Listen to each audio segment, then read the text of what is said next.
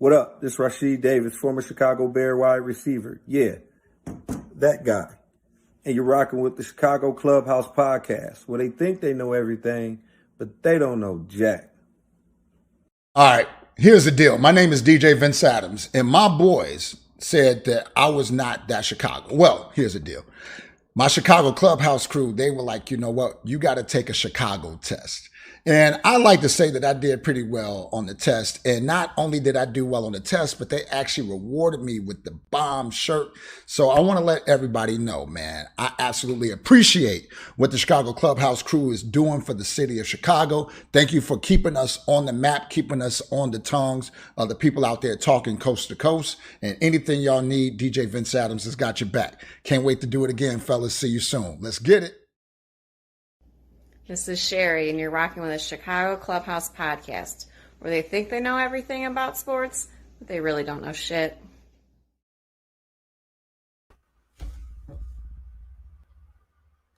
What up? What up? What up? We're back, and welcome to the podcast where we think we know everything, but we really don't know shit. But today we switched it up a little bit because our guest Mike Green, he had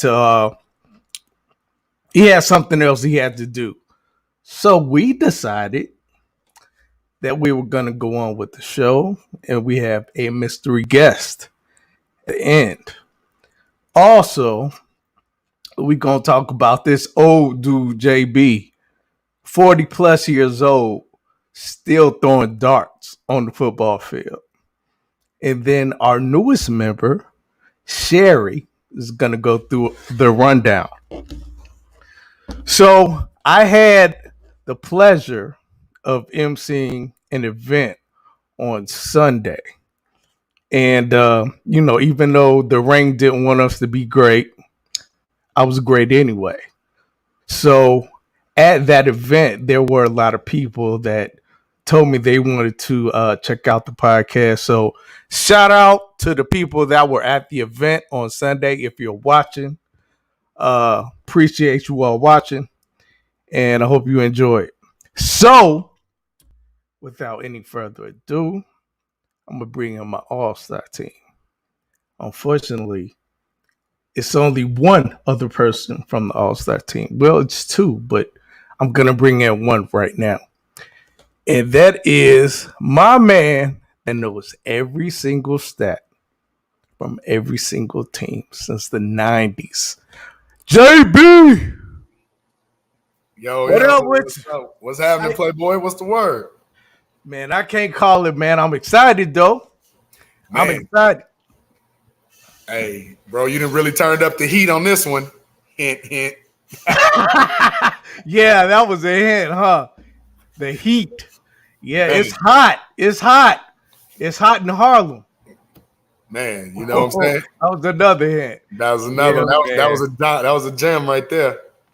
So I wanted to talk about something. Okay. And let me show you exactly what it was I wanted to talk about.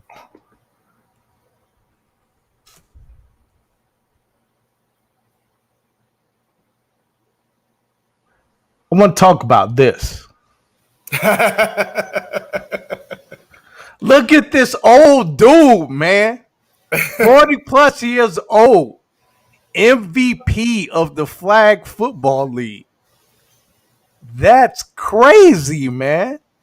That is absolutely insane. So, how the hell do you keep your knees together to do that shit? My knees, a lot of Celebrex. A lot of Celebrex. What about your rotator cuff, your arm, man? You old. I mean, you old, but if you never really stop, you keep on pushing. I mean, Tom Brady's an inspiration. He's 44. I'm 44. If he can keep doing this, so can I. Man, I mean, you the real MVP, dog. If I went out there and I would break. All my shit would just break. My knees, my arm, my ribs, everything would just break. Fuck it. But JB, Have a little more faith in yourself, brother. You'd be surprised what you can do. When yeah, I don't know, dog. I don't know about all that, man. But I'm definitely not gonna try it. I got a sick type of determination, man. Diop said, got your flag QB swag back. Thanks, my boy Diop. Thanks, bro.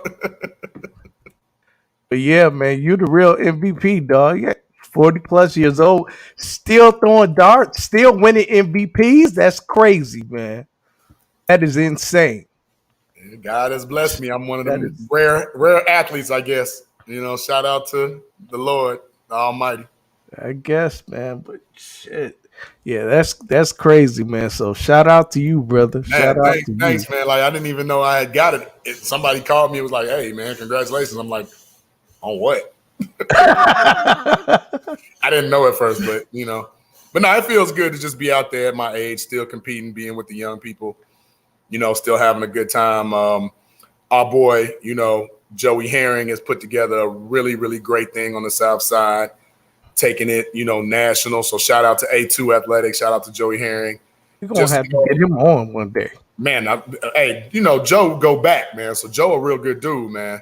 So, shout out to him and for, just giving us a play to, a platform to keep playing and, living out, instead of sitting at home, we can go out and play a little ball. Right.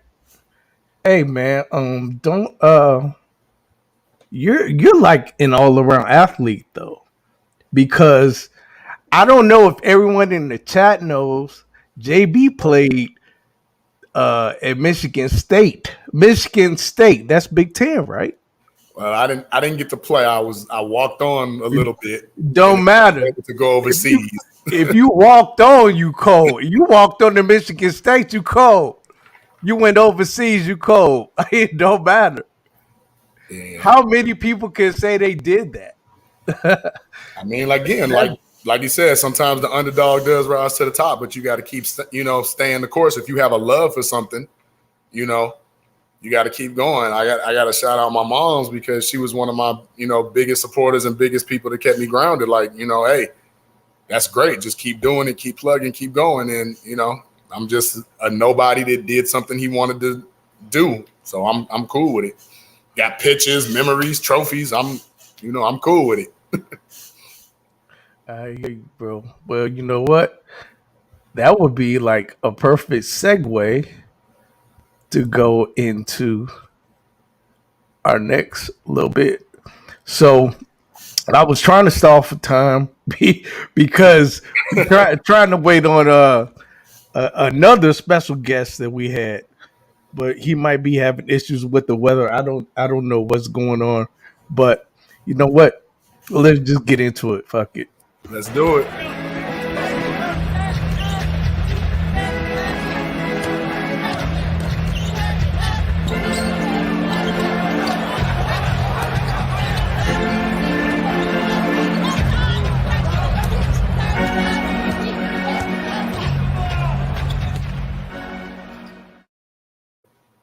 Man, appreciate the intro, bro. Hey, look, my full court press is going to be a little one-sided. As you know, us Bulls fans, be it old Bulls fans, current Bulls fans, future Bulls fans, we were spoiled for about 9-10 good years. And we haven't had that success since. And the one time we did have that success, thanks, Bullets, man. Mom, she love to see that, man. Appreciate you, brother. Is the Derrick Rose, Jimmy Butler era back-to-back. And really, within the last 20 years, can we really say that we've had a top contender in Chicago? I'm going to say no. We had some flashes, some glimpses, but we've never really had the pieces to put it together. Well, I'm here to say this on my full court press. The pressure's on this Chicago Bulls team. I'm counting 3 All-Stars. 3. The addition of Lonzo Ball, the addition of DeMar DeRozan to go along with Zach LaVine being an All-Star, to go along with Vucevic being an All-Star. Man, that's a cast of characters that should at least, at the very minimum, get us between that 5th to 7th seed going into this year's NBA playoffs. My hot seat, my press, my real true press, is going to be on Coach Billy Donovan, man. You can't say that he don't have the pieces to at least, again, I'm not claiming championship, but you never know what happens when you get into the playoffs. Look at Milwaukee, look at Phoenix. People get hurt. You take advantage of situations. Look what happened to Denver. They had the MVP and didn't get out the second round. You see what I'm saying? So pressure is on. The press is on Billy Donovan. A lot of you think, man, Billy Donovan's a great coach, blah, blah, blah, blah. I'm calling bull. Billy Donovan is an okay coach. Damn. I'm calling like I see it, bro. This ain't University of Florida, you know what I'm saying? This ain't Joe Kim Noah and Al Horford and them boys, Ronnie Brewer. That's not what this is. This is the NBA. And you got to coach these guys. You know, what are you going to do with Lowry? How do you go to what do you do with Patrick Williams going into his second year? For those that watched the Summer League game yesterday, Patrick Williams looked a little shook, like he's not interested in basketball right now. Is that going to carry over into the season? Does he start at the 4? Does he come off the bench? What role does he produce? Did he just ultimately become the 5th option? It's a lot of things going in to this year's Bulls that have a lot of ebbs and flows to it, man. Pros and cons on both sides. I mean, the addition to Alex Caruso, that just ratcheted up our defense for that second unit. But what about the scoring? I'm still concerned about the scoring. The Bulls were like 22nd in the league in scoring, 23rd in pace. Like, we have some things that we really could drive up this year without losing that tenacity that comes with Chicago basketball. We haven't seen it in a long time, but we got some dogs on. At least I'm counting 5 dogs real quick that need to come out and just turn it on, like real talk. And you said 4. No, I'm counting. I said I got 5 dogs. I'm saying 4. I'm counting 3 All-Stars, but I got 5 dogs. Real talk. Okay. Because at any given time, that man Lonzo Ball, he can go off and he a triple-double waiting to happen. You know, DeMar DeRozan, we know what he's done. Perennial All-Star. You know what I'm saying? He was a sought-after free agent coming out of with the Kawhi Leonard deal and everything when he first went to San Antonio. A lot of people wanted him. Sought-after guy. We already know what Zach can do. USA Olympic team this past couple of days. We know what Vooch can do. For you all that don't know basketball, Vooch was killing at USC. You know, he's not one of those guys that's overseas that just came over here with a 3.6, points per game. Let me ask you this, though. Go ahead. Will Zach LaVine's role diminish? I don't think his role will diminish. What I think is he'll get more efficient and easier shots because he doesn't have to be ball dominant now. He doesn't have to basically take on the world. The 2-man game that Lonzo and Vooch can go with will absolutely free up Zach on the backside. A lot more one-on-ones. If Vooch can not shoot a lot of threes, if he can just, maybe take 2 or 3 a game. If he's hot, he's hot. But, let's not make him the primary 3-point shooter. The Bulls got a lot of good things in place, man. It all rests on Billy Donovan. And for those that don't know, Billy Donovan started off as a hot coach, and every year his win total went down more and more and more. And Billy Donovan is considered a great basketball coach. I don't see it, but he's got a chance to prove it now because he's got the horses. Okay. All right. Because think about it. A lot of people don't remember this. The Oklahoma City Thunder team that went to the NBA championship that lost to the Miami Heat, that was Westbrook, Harden, Kevin Durant, Ibaka. That was not Billy Donovan coaching. That was Scott Brooks. That was Scott Brooks coaching. So now it's time for Billy Donovan to put up a shutout, man. You on the hot seat, bro. Clock's ticking. So they got DeMar DeRozan. He's like a 2/3. Mm-hmm. Zach LaVine is like a 2/3. 1/2. Really? 1/2? A lot of people don't know this. Zach LaVine played a lot of point guard at UCLA and some point guard when he got drafted to the Minnesota Timberwolves. Zach LaVine can run the 1. Okay, so my point though is I see some of his touches being diminished now because you got DeMar DeRozan as your, let's just say 3 for all intents and purposes. Mm-hmm. Then we got Lonzo as 1, and he's gonna take some shots. Well, that's where pace comes into play because when you raise your pace, you get more shot attempts. So those shot attempts that may not have been available now will be available in more abundance. But now you don't have to sit back and wait for Zach LaVine to come to you now. If you're the defense, you have to actually go out and guard Lonzo. You have to guard DeMar. You have a lot of people to account for defensively when you're guarding the Bulls now. And that equates to more efficient, easier, more open shots. So now what do we do with Kobe? I got to keep Kobe. He's injured right now. But, I mean, if you have him in that 6th, 7th role, I mean, I'm just going to be optimistic. A backcourt with Caruso and Kobe White is not that bad. As far as my second unit, it's not that bad. I'm counting the Bulls going 9 deep right now. Is AO included in that 9 deep?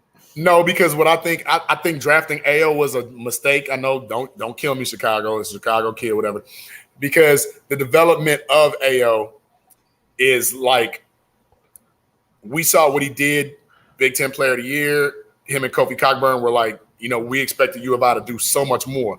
But AO has some deficiencies to his game that will not translate into Billy Donovan's offense. You have to be able to handle that rock. You have to be able to move lateral. You have to be able to use your left hand just as proficient as you do your right hand. We all know Kobe White is not a lateral player. He's an up and downhill player, which actually suits Donovan's offense a little bit better. Not to mention, y'all, Kobe White averaged 15 points a game and was a 90% free throw shooter. You have to take that in consideration. All right. Well, we definitely will be looking for the Bulls to do big things because, man, I'm tired of seeing them lose. I'm tired of watching them lose all the time. Because, yes, I was one of those spoiled ones. When Jordan was with the team, Jordan, Pippen, Rodman, I was spoiled as hell. So we can go back. A lot of people will not remember this either. Me and you, a couple others watching, we can go back to when the Bulls had Reggie Diaz. Orlando Woolridge, Artis Gilmore, and actually watching this, and we were younger. So we know that the Bulls have always had top players. It's just been, was the coaching right, atmosphere, ownership, whatever. It takes a special blend to make that all mesh. I think that time is again now. Ronnie Lester. Remember Ronnie Lester? Ronnie Lester. Hell, we had what is his name? Matthews Jr.'s father that played for the Lakers. What is his name? I can't think. I'm drawing a blank. But his father played for the Bulls. We had George Gervin on his last legs. The very last legs. We had a few people on their last legs, but they were actually serviceable. Look, we had a wannabe Kevin Durant that a lot of people don't remember. Brad Sellers. He was a I knew you were about to say that. Forward who actually started in '87 over Scottie Pippen. Yeah, but and no shade to Brad, but he was nowhere near. Oh no! I'm just nowhere near.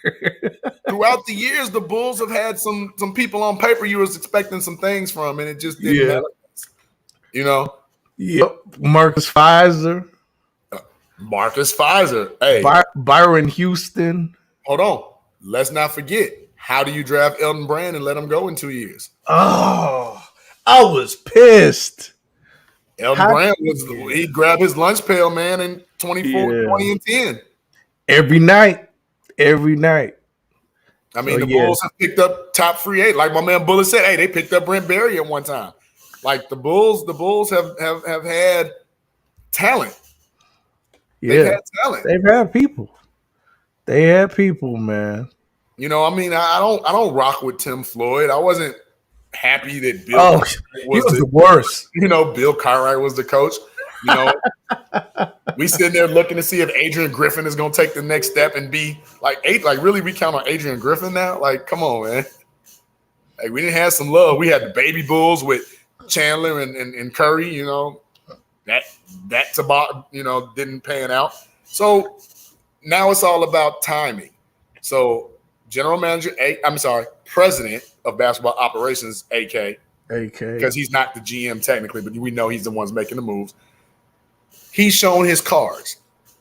And if we were playing spades, I'm counting 5 and a possible out the deck. It's when we all know if you play spades, it's what you do with them possibles that count. Okay.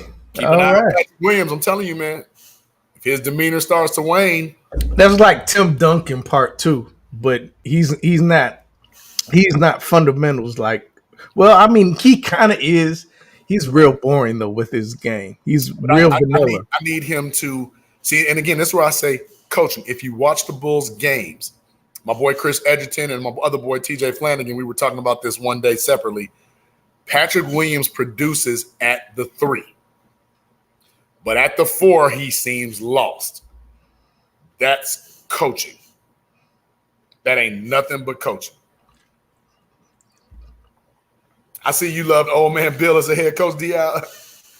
I mean, he knew his stuff, but they wouldn't play for him. You know, sometimes it's not about the X's and O's. It's about how you can motivate your people. You know, Bill Cartwright wasn't motivating people with that sweeping. I ain't listening to this dude. You can't even speak.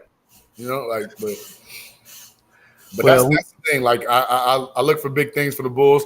I look for Ayo to be on one of those two-way deals where some of the time he is up with the Bulls, especially with Kobe White being hurt, and then sometimes he's going to be in the G League, which is not bad.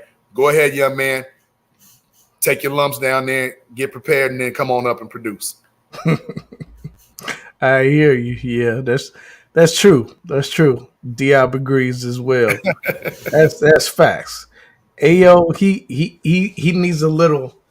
He needs to simmer a little bit. So, we used to call that seasoning. He need a little seasoning. Need a little seasoning. He'll be all right though. Yeah, so, I'm not. Like I said, is it a disaster pick where it's like you throw your hands up and throw your shoe with the TV? No, it's a hometown project. We love our hometown kids. Hell, it's a lot of hometown kids is in LA that I wish would come on back, but that's another story for another time. We can call them the Chicago Lakers in a minute. Well, they looking more like the old man Lakers right now.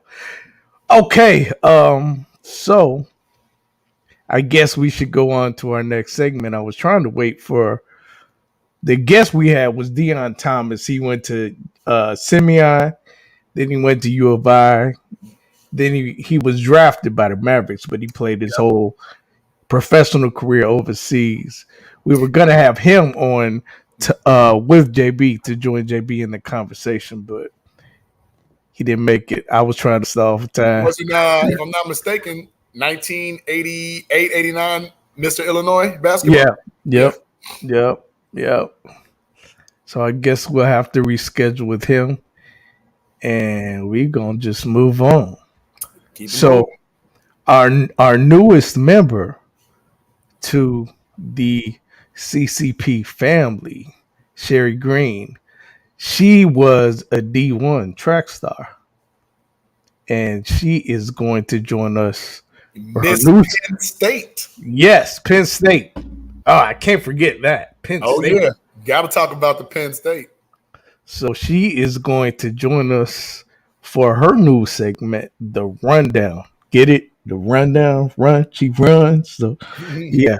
Okay, it was kind of corny, but here she is, Sherry. Hey, guys. What's up, Sherry? What up? And it is the Pennsylvania State University that we call it now. I thought it was Joe Pop U. Listen. Thank you for the intro. Yes, so you said I ran track at Penn State. I don't know if I would call myself a star. So star is the NCAA, all Americans. I was all Big Ten. I won. I have a relay wins. I'm trying to gas you. I don't want people to Google me and be like, yeah, she's all right. But I came out of Penn State in 2006, ran the 400 at Penn State and some of the corresponding events. Very happy to join the crew here. For years, I played flag football with JB. My career came to a career-altering injury 4 years ago, which I think was actually on a pass you through, JB. Yeah. Is it you murdered me, didn't you? I think so. From what I'm told is he he threw a pass that I believe I knocked down, but then I hit the ground and went unconscious for like 5-10 minutes, and whatevs. A little concussion. Sorry, that throwing power's a 99. I'm sorry. I know, man. And sorry, we got an anxious dog here. It is storming up in Chicago. Hey, doggy, doggy. Yeah. But yeah, so I was told that for my first segment, I can talk about anything sports related I wanted. And as we all know, what just finished this past weekend, track and field at the Olympics. Now, me, myself, I pay attention to everything going on in professional track and field year in, year out. But this is the year that y'all watch it too. So we can actually watch it together and discuss it together. Which is awesome. Now, did y'all watch track? I did. Okay. I saw Jamaica dominated the sprints. Hey. So here's the thing. I knew that was going to happen. Once Sha'Carri was out, it was like, yeah, Jamaica's going to sweep that one. It's okay.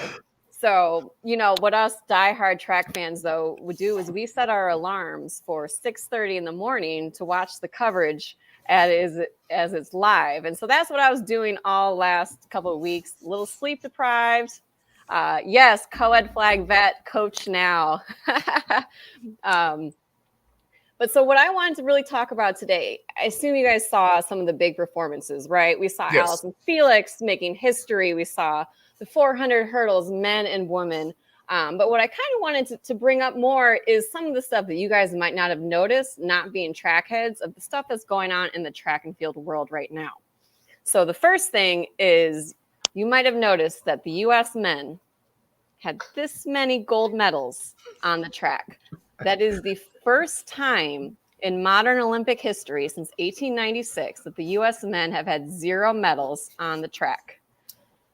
Now, damn. We did have 1 gold medal in the shot put. We actually had gold and silver, so we would have won that event regardless. Mm-hmm. But when we put that into perspective, every single year they're winning either the mile, we've won, I think, every single event. Don't quote me on that. I don't think we've ever won the steeplechase. But to see that as as a fan, it's kind of weird when you're like, okay, there's silver. Now, I do believe that we are going to get 1 gold medal in a few years, because I'm pretty sure that the winner of the men's 100 is doping, and he's going to get stripped of that medal. So I wanted to, because I know you guys. Is that the guy from Italy? Yes. Right. So he kind of watching this.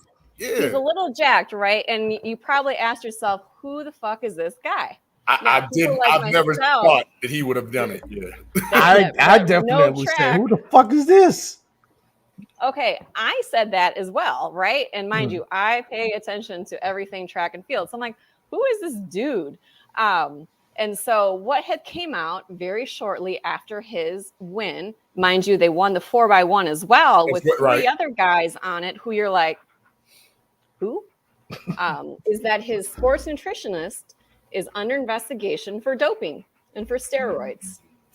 His sports nutritionist is a bodybuilder who trains people to bodybuild, not in the natural division. So we're talking about a dude that knows everything there is about steroids, everything there is about human growth hormones, conveniently working with this one guy.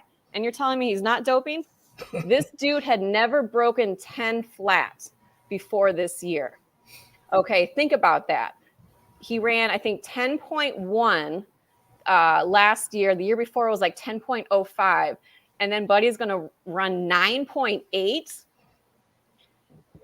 Yes, thank you. Yes, he ran a 9.8. Exactly. We're talking about Usain Bolt era. But just to have that type of improvement, you don't have that type of improvement in track. And then it comes out that your guy that you were saying gave credit to is a doper.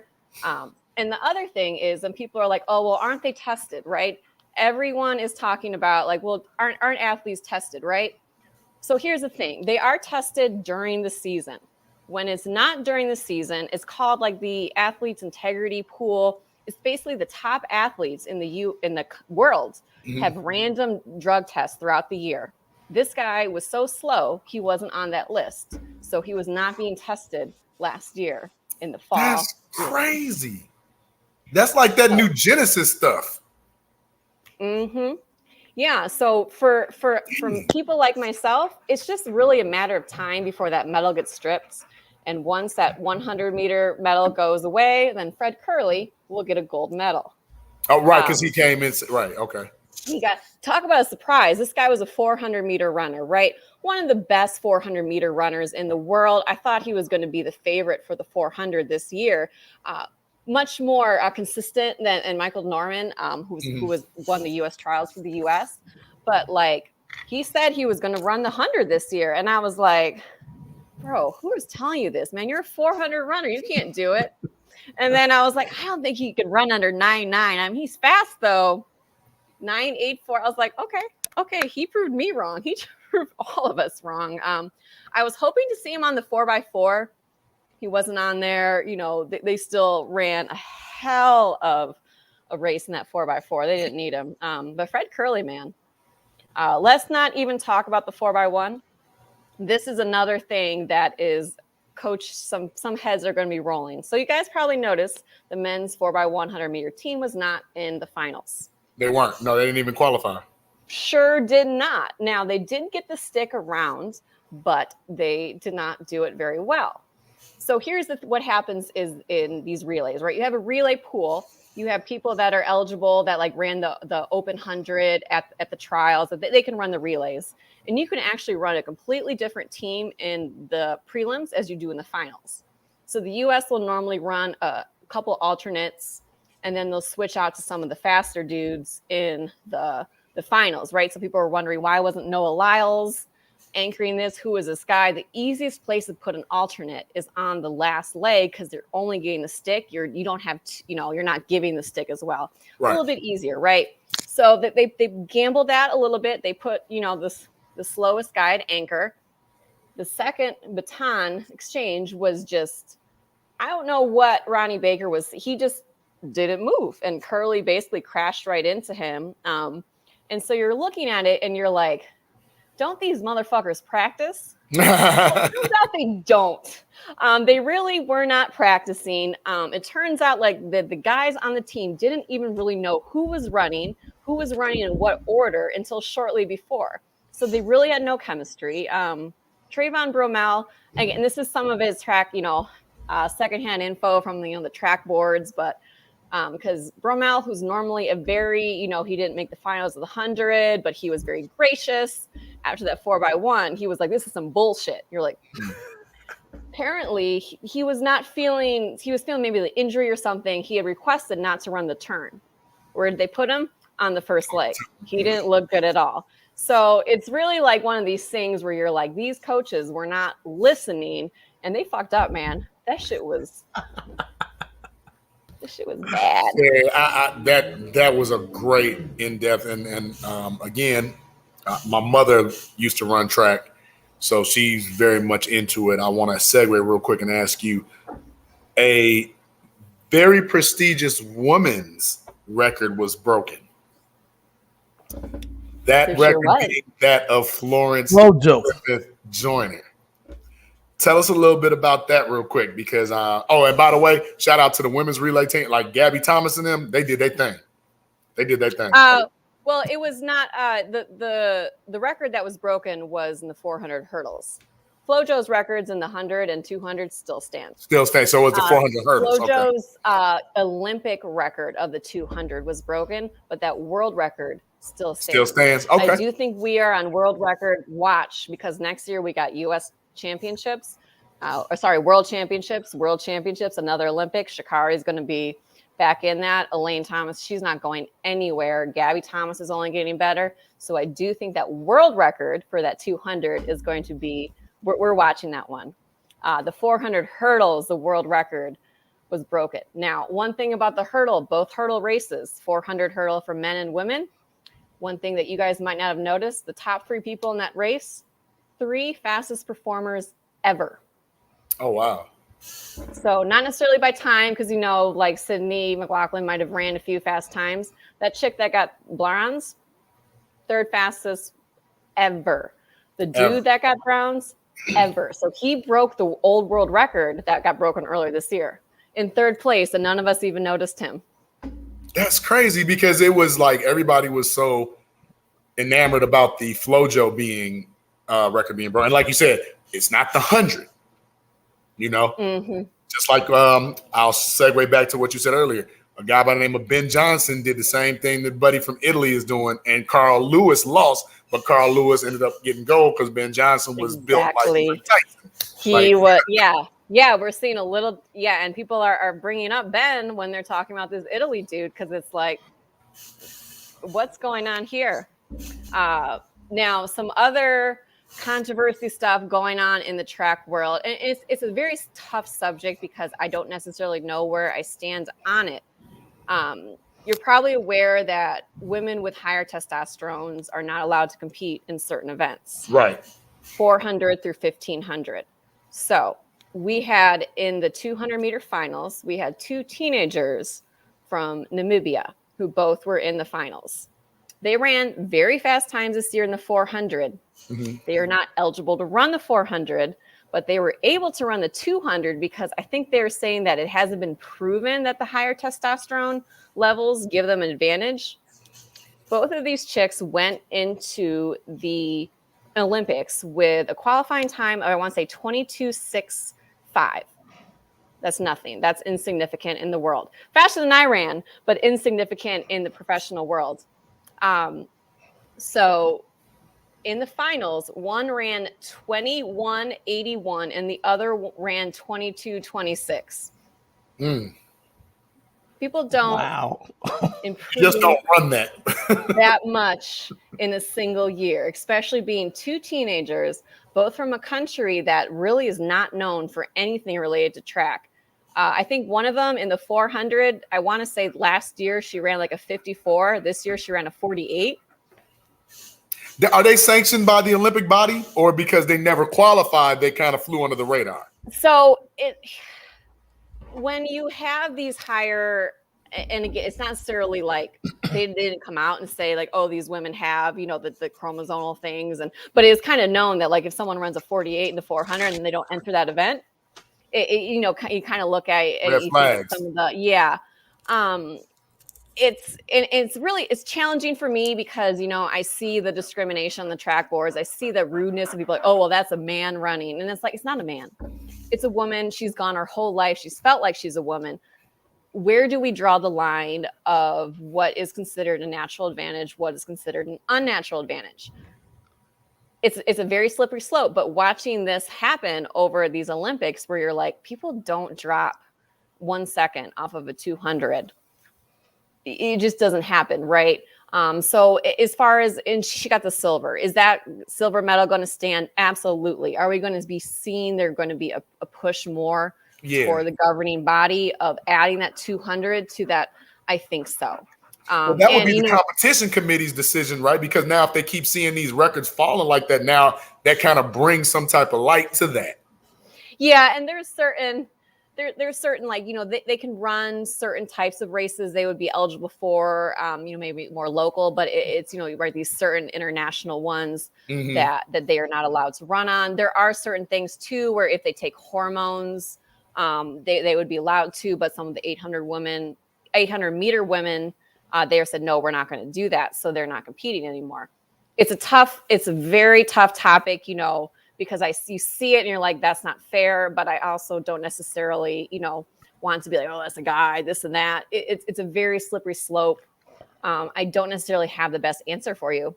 It is really where I am. I would like to see the science more and really understand what can help them. Do we have to tell people they have to take hormones? Do we create another division? Going into the trans athlete world, don't even need to start on that one today, but do we start another? And that's the thing. That's the thing. There are so many issues. The weightlifter, remember the weightlifter? She's like 43. That just happened. Like, it's a lot. It's a lot. Yeah. It's hard. That can be another show for another day. But that was another issue that came up in the Olympics in the track world that you guys, as you know, casual fan, which yay, you guys might not have been aware of that I really wanted to discuss. Now, Perfect. before I go, can I talk about my two favorite Olympic moments? Please. Okay. My absolute favorite Olympic moment. Did you guys see the men's high jump where it was the first time, and I don't remember how long, that they shared the gold medal? So these are two guys, one from Qatar, one from Italy. They've been competitors for a long time. They're apparently good friends. One encouraged the other to come back from injury. They went all the way clean, and they both missed at the same height. They're about to start the jump off. And the guy asked, can we both get a gold? And they're like, yeah. So they shared the medal. To me, that was just amazing sportsmanship. Really just kind of, touched my heart, right? That's the Olympic way, right? My other favorite that I really liked in the men's 1500. So Timothy Chariot from Kenya, he was by far the favorite. He got beaten by a 20-year-old Norwegian guy, up and coming. There were some photos that right after the race, Timothy took off like whatever bracelet that he had that was meaningful to him and put it on the other guy's arm with like the biggest smile in the world. And it's like, imagine being the favorite, imagine losing and being so gracious to the person that beat you. I just love it. Wow. Hey, that's a touching those moment. The Olympic, So those nice. are the Olympic moments. I know. Great. So sweet. Well, we appreciate you, Sherry. That was enlightening and entertaining at the same time, and very informative. Very. Thank you for that. How JB is on basketball and football, that is me in the track world. Track. Got you. Okay. Love it. Well, we look forward to more. Right, because I'm going to be doing my weekly Lions highlights. Oh, yeah, about that. I forgot you was from Detroit. we got to talk about that shit. Remember, We got to talk about that shit. every week there's going to be about a 30-second thing where I'm like, She said 30 seconds. my highlights are going to be, but you know what? We might get you. You never know. Boy. And on that note, you got to go. Always sign me off that way. All right. Well, Thank you, Sherry. Appreciate it. All right. Appreciate you. Man, that was awesome. I love the insightfulness of that. And a lot of our Sherry, track field men and women out there that don't really get that publicity. I love this segment. I love it. The Sherry's really bright, man. I look forward to that every week, except for that Detroit Lions shit. No, I don't. Well, hold on. Now. We either gonna buy her a Jared Goff jersey or burn a Jared Goff jersey. Well, man, I don't want to keep our mystery guests waiting anymore. Yeah. So my hint was he spent 7 years in the WCW, killing them with his brother Booker T. Now I might have given it away. I might have given it away now. Hey, man. So I guess I go ahead and say his name. We gonna bring in Stevie Ray. Yeah. What up, man? What's going on, guys? Hey, How you feel, brother? What was that again? No, what's happening? How you doing? Oh, I'm good, bro. I'm good. Man, Get my camera right, bro. this is good to see you, man. You still look good. Hey, I appreciate that, man. Thank you very much. Man, you all would never ever guess, unless you go to Wikipedia, you'll never guess how old he is by looking at him. You'll never guess. We ain't gonna guess unless he want to divulge that information either. I mean, Actually, Wikipedia has my age wrong. Oh, see, the internet strikes again. wow. So it's higher than that? Actually, a year lower. Yeah, Oh, okay. dear Lord. Yeah. You still don't look that. You still don't look that, man. Stevie, one quick question. Maybe it's me. Is it possible to turn your sound up just a little? You're a little low. Hold on a second. Man, sucker, I'm trying to work, man. What the hell you want? He said sucker. That's Let me, old school. Let me adjust my mic, man. Sometimes I have it a little bit too far away from my my mouth. How is that? That a little better? That is better. Thank you. Okay. That's good. That's good. Because see, on mine, when I'm doing mine, I have to keep. I just finished my podcast, and I have to have it away from me because it's louder. Gotcha. But everybody's systems are different, so that's why I had it in the same spot. But go ahead. It's all good now. If you guys can hear me fine now. So since we speaking of your podcast, what's the name of your podcast? That is right behind me. Straight Shooting with Stevie Ray. Straight Shooting with Stevie Ray. Okay. Straight Shooting with Stevie Ray. Okay. I'll be subscribing as soon as we log off. Yeah, I'm definitely gonna check that out. So we are Straight Shooting. So I want to straight shoot real quick. I was somewhat of a WWF wrestling fan before they bought the WCW. Okay. And I just knew it wasn't real. I was a little kid, so I was entertained, but I knew it couldn't have been real. These dudes jumping off the ropes and pile driving and body slamming. Was it real? Brother, in 2021, if you have to ask that question, you're a little bit too old for me to help you. Please don't take that the wrong way. I mean, I would see blood and stuff. So I'm like, wait a minute, maybe it is real. I mean, I'm like, today's professional wrestling world has been invaded by pop culture. So, if anybody doesn't have the insights on what's going on, I'm like, fans know more about the business than I do now. So they keep me up on everything that's going on. So it's like, okay, it is what it is. But that's crazy. Is there like any lines that are not drawn anymore? Like there's no sanctity anymore? Well, but like I said, professional wrestling used to be a subculture. Right. And once something, it's like anything else, man. Once, like magic shows, now you got magic shows showing you how they do the magic. Whereas when you were a kid coming up, you never knew things like that. You always wondered, did he really make that lady disappear? Right. Did he really saw that guy in half? Things like that. And now it's like, now we got a show where everything is pretty much based on, ratings of a show and how much money we can get out of this. So people are going to come up with ideas to extract money from the public. So let's go behind the scenes. Let's show them that. It hasn't been done before. If somebody agrees to it, okay, let's do it. So it ain't no different than nothing else. I mean, you look at professional sports now. You never got a chance to really communicate with professional baseball, basketball, football, hockey players in the way that people do today. You never got a chance to do that. Now you can communicate with them on social media and this, that, and the other. And you can have your opinions about what they do, this, that, and the other, so on and so forth. So now, your fans today actually believe that they actually run something. But they're all getting worked at the same time, no different than professional wrestling. Make the fans feel as though they actually running something and they actually mean something. But at the end of the day, in a capitalistic society, they just want your money. So the entertainment is the dollars and cents, basically. Hey, brother, this is America, bro. This is America. When you can put a businessman in the White House and people believe, I think he's going to run the country like he run a business. And you dumb enough to believe that? And then people ask me about the entertainment? Brother, it's old as the crucifixion.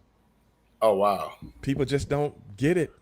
How can a business person, how can you even convince yourself to believe that a businessman cares about the people more than he cares about money? That's crazy. It don't work like that. Absolutely. It don't work like that. I'm sorry if anybody knows anything about anything. It don't work like that. If only thing I know is money, I ain't never gave a damn about a person in my life. Now I'm going to give you 340. It's just like giving a guy 340 cattle, and I'm not a cowboy. What do I do with cattle? What do I do? Right. I mean, I just tell it like it is, man. These are some of the things I talk about on my podcast. So it is what it is. But see, I like that because that brings that realism out, man. Like the conversation that people don't really want to have that need to be had. The real awakening. People, as the way we're raised, from little toddlers until we're grown, we don't realize how much bullshit has been put in our heads. I was dyslexic growing up as a kid, struggled in school. And finally, my last year of high school, I got help for my dyslexia. Okay. And my whole mind opened up. So as I became a young man, in my early 20s and stuff like that, I used to spend a lot of time in the library reading about certain things that I never really cared about. It's like when your mind opens up for something and you're willing to accept it, you look at the whole world different. So, which was just a hobby. I didn't know it was affecting me because I'm learning things I never really thought about before. And that's why I put myself in that position. I said, man, we get fed so much stuff unless you really go and try to get your mind in another place, then you'll believe bullshit for the rest of your life. Wow. And that's all you know. Because just like a dog, if you raise a dog or a cat even, which I'm a dog and a cat lover, I care about them. So I want them to have the best food for their health because I'm a health nut. But if I don't, I just feed them table scraps and it could be just devouring their whole system and I don't even know and don't even care about it. So that's all they're going to want to eat. Right. It's table scraps because that's all they know. Because that's all they know. Poisoning of misinformation. Right.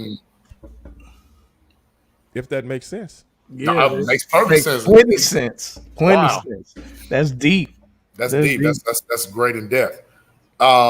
Stevie, if you don't mind for a little bit, I want to just dig. I'm a big wrestling fan. Okay. I want to ask you like a ton of questions, but first I just want to get like your inspiration for you and Booker T, Harlem Heat. Did you draw from like the Soul Patrol, Rocky Johnson and them, by the way, aka Wade Douglas Bowles? A lot of people don't know that. That's Rocky Johnson's real name. But any relation? We'll talk offline. Supposedly, but I just want to know, like, because you played football, like y'all both played football, right? Yeah. So in Texas. So like, how did football, not to say that it didn't transfer, but like, is that like the natural progression, or you all just had like that love for WWF from back in the day? No, and y'all just fell into it. Actually, we were just fans of professional wrestling, like any African American kid coming up in the neighborhood. You know what I'm saying? No, I mean, we never had any aspirations. Somebody else asked me this question a few months ago on a podcast. Okay. And I was like, I never had any aspirations to be a professional wrestler. We just kind of like tripped over it. Just tripped. Kind of like one of those things, you know. And actually at the time I was bodybuilding, you know. And a guy at the gym was like, hey, man, I'm opening up a wrestling school, man. You know, you guys ever, you know, somebody trying to sell their stuff, you know. Right. You guys, I mean, when I was a kid, guy opened up a boxing school. Hey, man, you little kids, you know, we run around, you know, it's summertime. You little kids ever want to come box, you know, we, you know, me and my buddies, you know, we go learn how to box. I remember a guy when we was kids in junior high opened up a karate school. Okay, we'll go try that. You know, we never had passion for it. We just tried it because, you know, in those days, you know, just something to do. Something to do, right. If one of your friends tried it, hey, man, I'm going to try this. Okay, I'll try it too. You know, it's just like, that's how people get caught on drugs and stuff like that. Hey, man, I'm going to go try some drugs. Okay, I'll do it too. I'll try it too. Right. You know what I'm saying? Hey, man, I'm getting ready to go rob a bank. Okay, cool, dog. Yeah, this is the 70s, man. You know, this is the 70s. So everything was totally different back in those days. You know what I'm saying? You just kind of ran with your crew. And, hey, man, you hear an alarm. Hey, what happened? Somebody just robbed a bank. Oh, shit, let me run. Right. That's where it was, man. I'm just, you know. So, you know, though that's kind of like how so I told my brother, hey, man, this guy opened up a wrestling school, man. Why? We ought to try it out. Okay. That's how the whole thing started. Wow. Really? That's how. But by us being wrestling fans, like, okay, we're going to try it. We want to be good at it. We never thought about being a tag team. We never thought about making a living at it. We just wanted to try it, and we had fun at it. And one thing led to another, and the rest is history. So And you that's just pretty much became about it. superstars. That's how. But the thing was, once we got in it, we wanted to be good at it. If that makes sense, we wanted to be Yes. good at it. So it was Yes. like, okay, we in it now. We're kind of doing it, but I'm like, okay, I want to get better. So we went out there, man. We just, working little shows, working for no money, and we just love doing it. And like I said, you never know who. I can't remember who told me that, but a long time ago, somebody said, "Hey, man, you never know who watching you. So regardless if it's 5 people or 5,000, go out there and do the best you can." Right. And that's what I've always told a lot of the young guys coming up. You never know who watching you. So, and that's how it happened. Somebody watching you that's got some juice, he tells somebody else, who tells somebody else. That's the entertainment business. That's how most people come up in the entertainment business, man. Somebody see you, hey, man, I seen this little girl singing at church, man. Oh, I'm going to tell so-and-so about it, and on and on and on. Next thing you know, that person's a superstar. Right. That's how it happened for us. So it wasn't some planned out gig, like guys do today. They grew up wanting to be a wrestler. Man, I ain't never thought about being a professional wrestler. Never thought about it at all. I was in the gym hitting the weights real hard. I was just trying to get more muscles. That's all I cared about at the time. But then you got a chance to do that, and it was just fun. It was just a hobby. Right. If you understand what I'm saying, it was just a hobby. But, it all worked out. And once we start, we never even wanted to be a tag team. Yeah, so how did that come to play? Just because you all were there, or I was going to. I'll tell you the story. I was going to was Global Wrestling, and they was looking for heels, and I was a heel in South Texas, and I called myself the Super Collider. Mm-hmm. And Eddie Gilbert and some of the guys in Global saw me in some of the independent magazines, and some guys that was working up there knew me and my brother, so they contacted them, say, "Hey man, anybody know this guy? They see him in the magazine." And the other guy said, "Yeah, we know him. He works with us back in Houston on some of the independent shows." And they was like, "Hey, man, tell him to come up. We want to give him a tryout."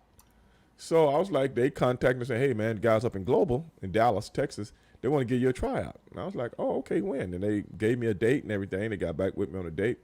And I was getting ready to go, and then I called my brother and said, "Hey, man, I think you ought to come go with me." Firstly, I didn't feel like driving by myself, from Houston to Dallas. I'm like, I get him in here, he can do half the driving, Right. That's really what it was about, what I'm saying?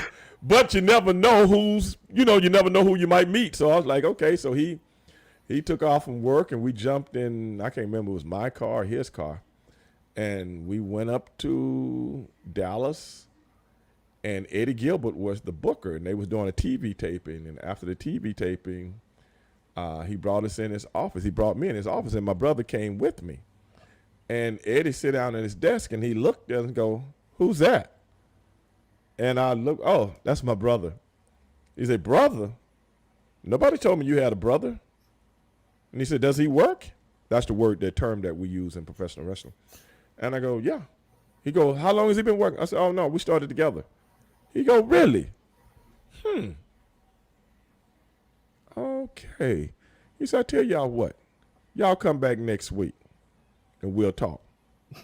Like, damn, I done drove all the way down here tonight. Sucker, we can talk right now. Right. But this was going through my mind, you know what I'm saying? So we left, and I got family in Dallas, so we kind of like spent the night at my kinfolk's house, and then next day went back to Houston. Next week we came back again. They doing another TV taping. Eddie Gilbert would bring us in his office after the TV taping. And he goes, "I've been thinking,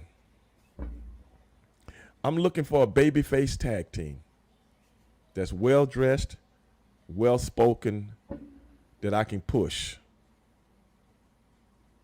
He said, "I want to use you guys to do that. You guys ever tagged up before?"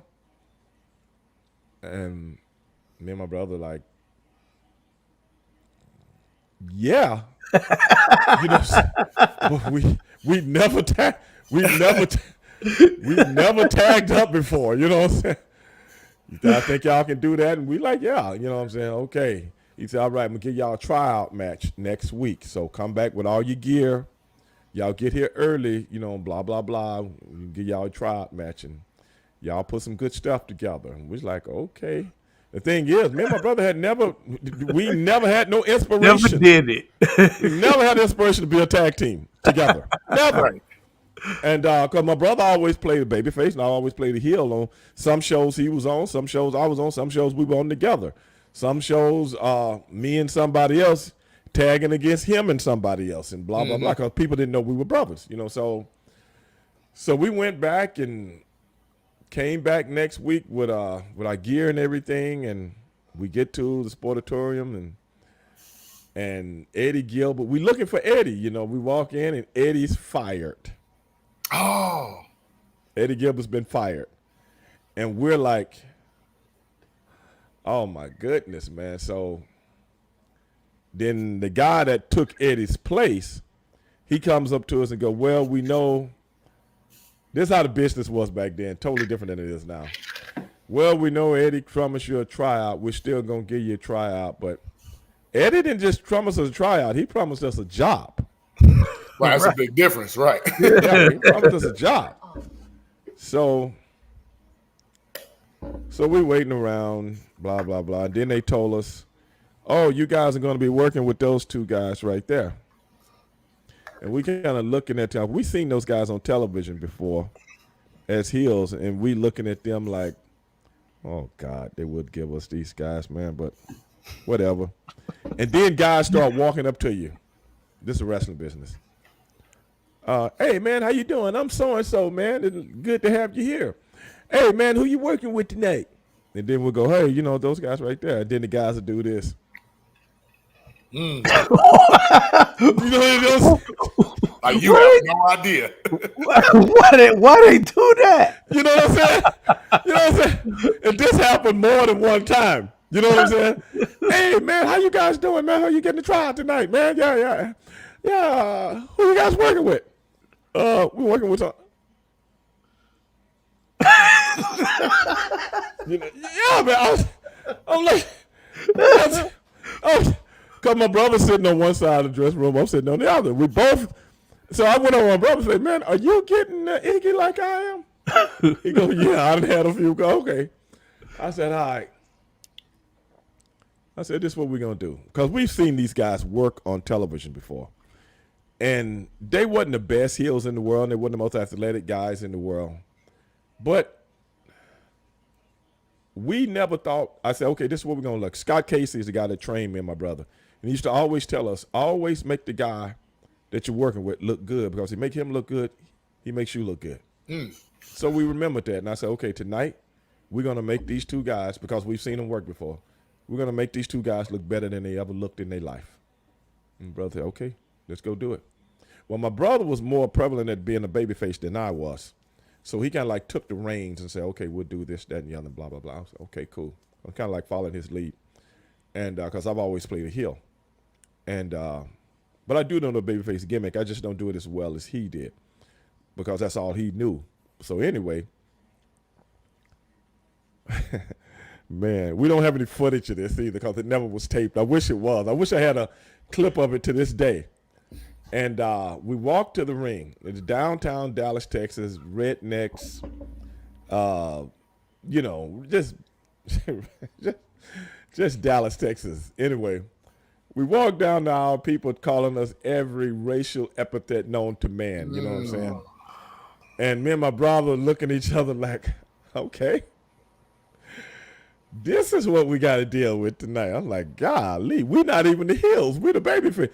You know, Right. that's the treatment me and my brother used to get when we was Harlem Heat. But we wasn't even Harlem Heat then. When we were Harlem Heat, we loved that. You know what I'm saying? We loved it. Yeah, sucker, come on and call me anything, because I'm going to kill this sucker in the ring right now. You know, I'm going to kill this punk. You know what I'm saying? Yeah, you can't help him. You know what I'm saying? You and your ugly ass mama can't help him tonight. You know what I'm saying? So that's what me and my brother would do, and the people just go get mad, because that's my job. Right. That's my job. I mean, you know, that's not really me. That's Stevie Ray. You know what I'm saying? That's not me. I wouldn't even hang around with this dude, man. He got no respect for anything. I wasn't raised like that. You know, I'm just working. I'm trying to get some paper, man. That's all. You know what I'm saying? You know, but you got to put your all into it. But anyway, going back to Dallas, we walk out, you know, baby face, people call him. Then these two guys walk out, and they dressed in all this gothic black, big hair, chains and stuff hanging off them, and they rooting for those guys. Now, every time we watched them on television, those guys got booed. But when they come out against the brothers, they root for them. I was like, okay. BS, man. You know what I'm saying? So anyway, me and my brother actually laughed. We was actually laughing. People didn't know it. We wasn't upset, because like I say, I'm from Texas. I know how people are. You can't change who people are. It's all good. But watch me work in this ring tonight. Watch that. Yeah, you're going to see it. Yeah. Because me and my brother, we competitive people, so we got inspiration from that. Not the racial epithets and stuff like that. Because these people in the back are doubting us. You finna try to clown us. And these people in the audience don't give a shit about us. So watch what we do. Because I'm from South Park, in Houston, Texas. This is how we play sports, anything. This is what we do. So we went out there and we started that match. And we made them two dudes look better than they ever looked in their lives. So good. Then they get the heat on my brother, so they tag him going back. My brother's telling them every single solitary thing to do because they were lost. Mm-hmm. You see what I'm saying? And my brother's telling them, okay, shoot me and give me a double clothesline. Give me a double backdrop. Choke me. He'll tell the other guy, go to the referee. So the referee is with you and the other guy can be cheating in the background. All these things, these guys wasn't even privy of. And my brother was sitting there quarterbacking everything that they're supposed to do. And he said, okay, a mini comeback. My brother started making a comeback, and he shoot the guy to the ropes, and then he go to hit him, and the guy moves. Boom, my brother falls back out. Boom. And now, guess who the crowd rooting for? For y'all. Y'all. You see what I'm saying? Because we working, brother. We cooking. And now they rooting for us. The same people that called me everything in the world come walking down that aisle. And the same guys in the back that was laughing because they thought this was going to be a clusterfuck. Mm-hmm. You see what I'm saying? Mm-hmm. We don't know. I don't know who they are now, but I'm just saying the people that I know they're looking at the monitor, like, oh, this going to be hard. So they can laugh. Every time we mess up, they'll laugh. Look at it. They don't know what they're doing, blah, blah, blah. You know what I'm saying? So my brother finally gets over and gives me the hot tag, and I came in, boom. Boom, boom, boom, boom, boom, boom, boom, boom. Picked the big suck, 300 pounds, boom, slam the other one, boom, hit him double close, and then we did something, boom, 1, 2, 3, we won the match, and the people go crazy. People go crazy. And get it, dig this.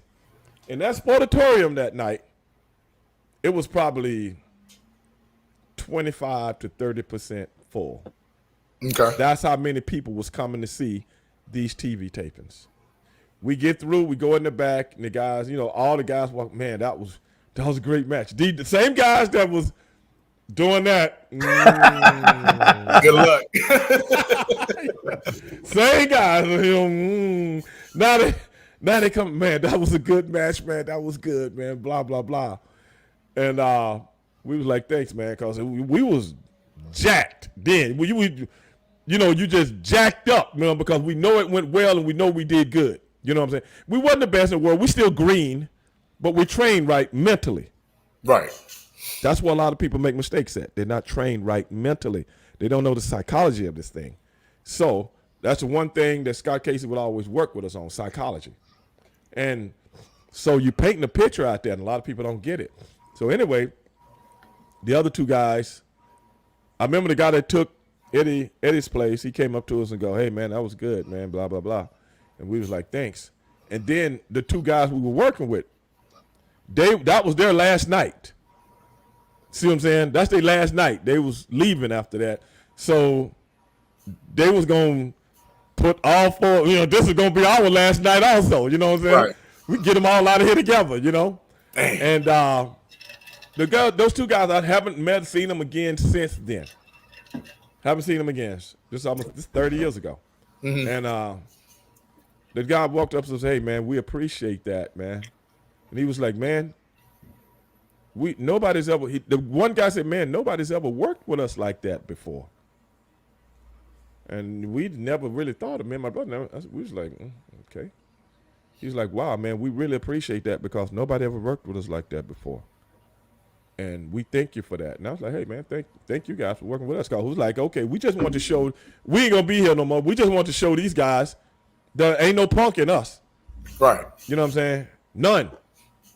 Just want to let you know that before we leave, ain't no punk in us. So, and this was our first time ever tagging together, ever.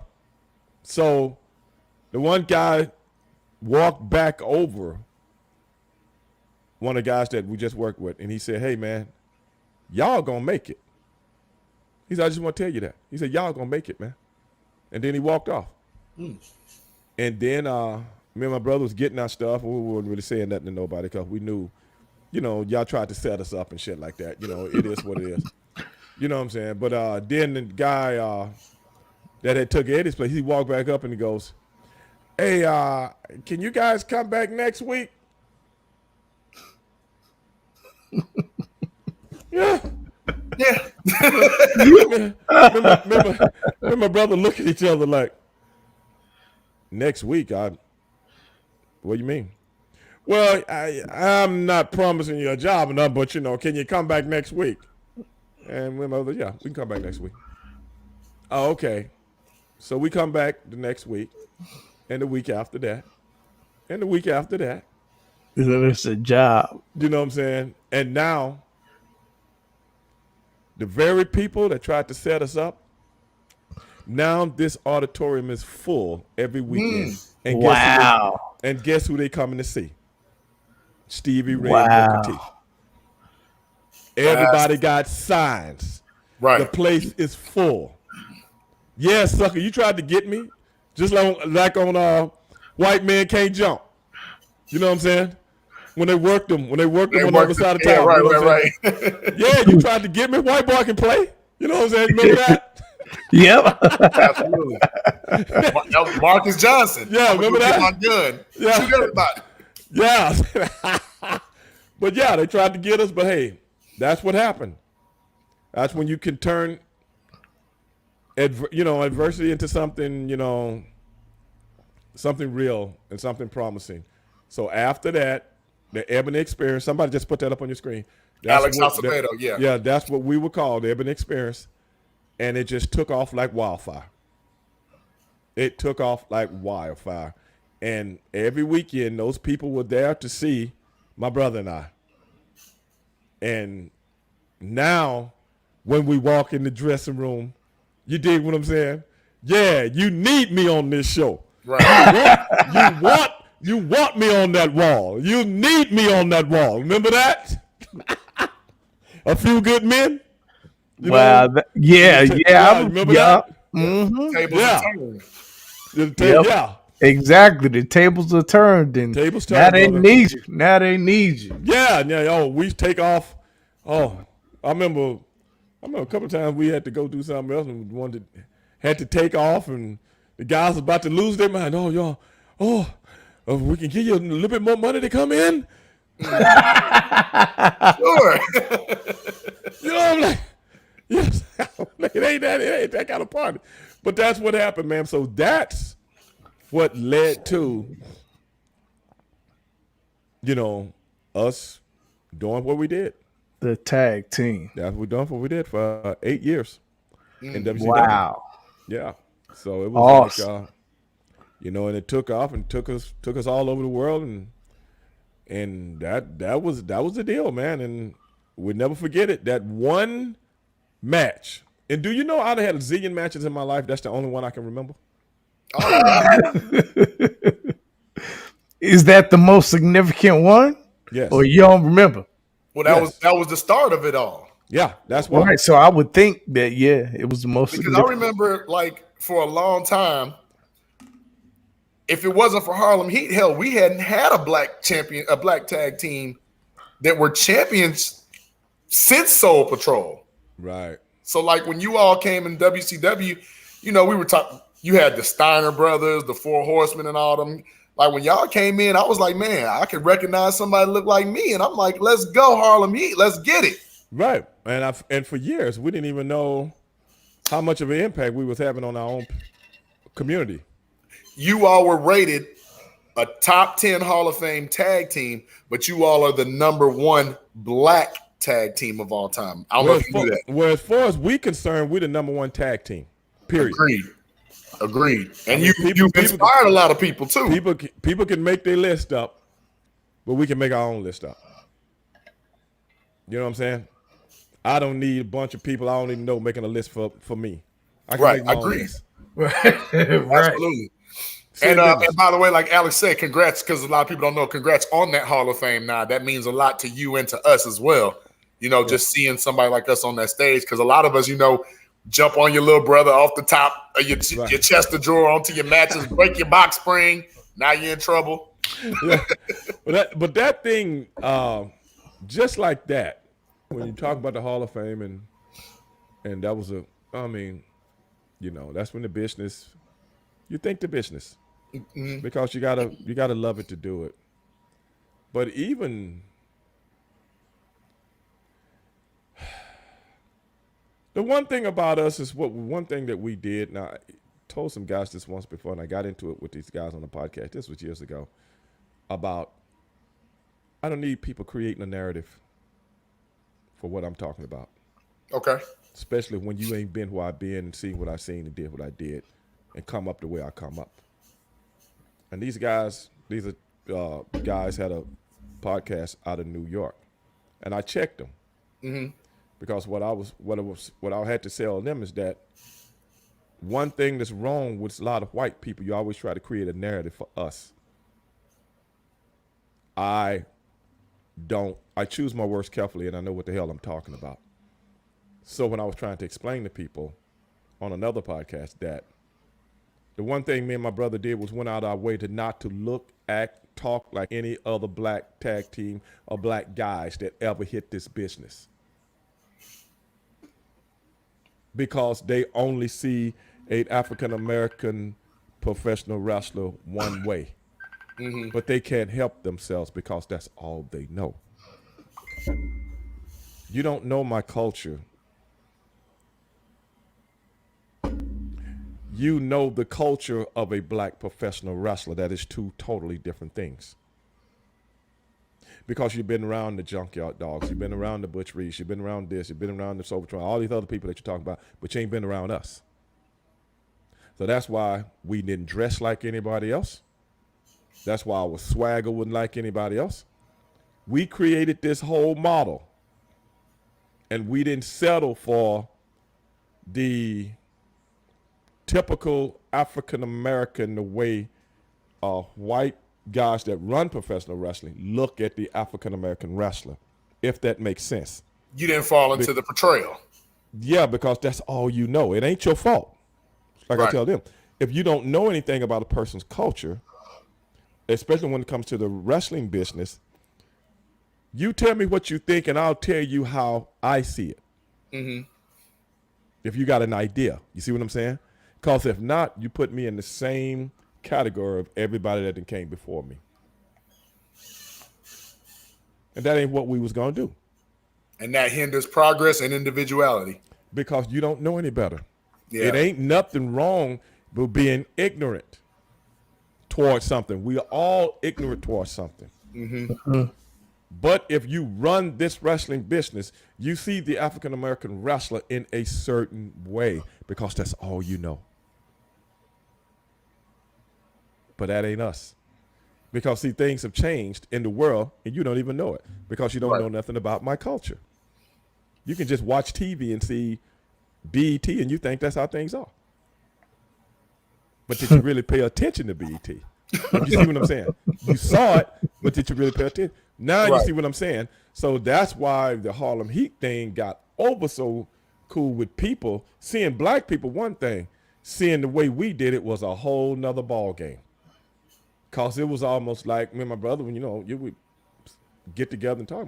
When we walk in the ring, we're going to when I walk in the ring, I'm going to walk in the ring just like I would if I'm getting ready to fight somebody on the street or back in school. Punk, you want some of me? Step up. Step up. That's why me and my brother would get in the ring and get right in the dude's face. Like, you want this belt, Punk? You want this? You know what I'm saying? And a lot of times we didn't tell the guy who working with we was gonna do that, and they're like, "Hey man, what the hell?" You know what I'm saying? Then people got used. Then people got used to it because we wanted to get a real action from them. You know what I'm saying? We wanted to get a real reaction actually from them. You know what I'm saying? What you gonna do if somebody step in your face? You gonna bitch up? What you gonna do? I'm gonna Or beat you gonna step back? See, the Steiners, they got it. You know what I'm saying? Right. Steiners, they will always like, you know what you're gonna do. So they be right there, like, yeah, you know, that's what people want to see. Yeah. Because that's today. In the 90s, that's today. You know, basketball was played very physical back then. You know what I'm saying? Football was played very physical. So, you know, I'm taunting. Yeah, punk, I did it.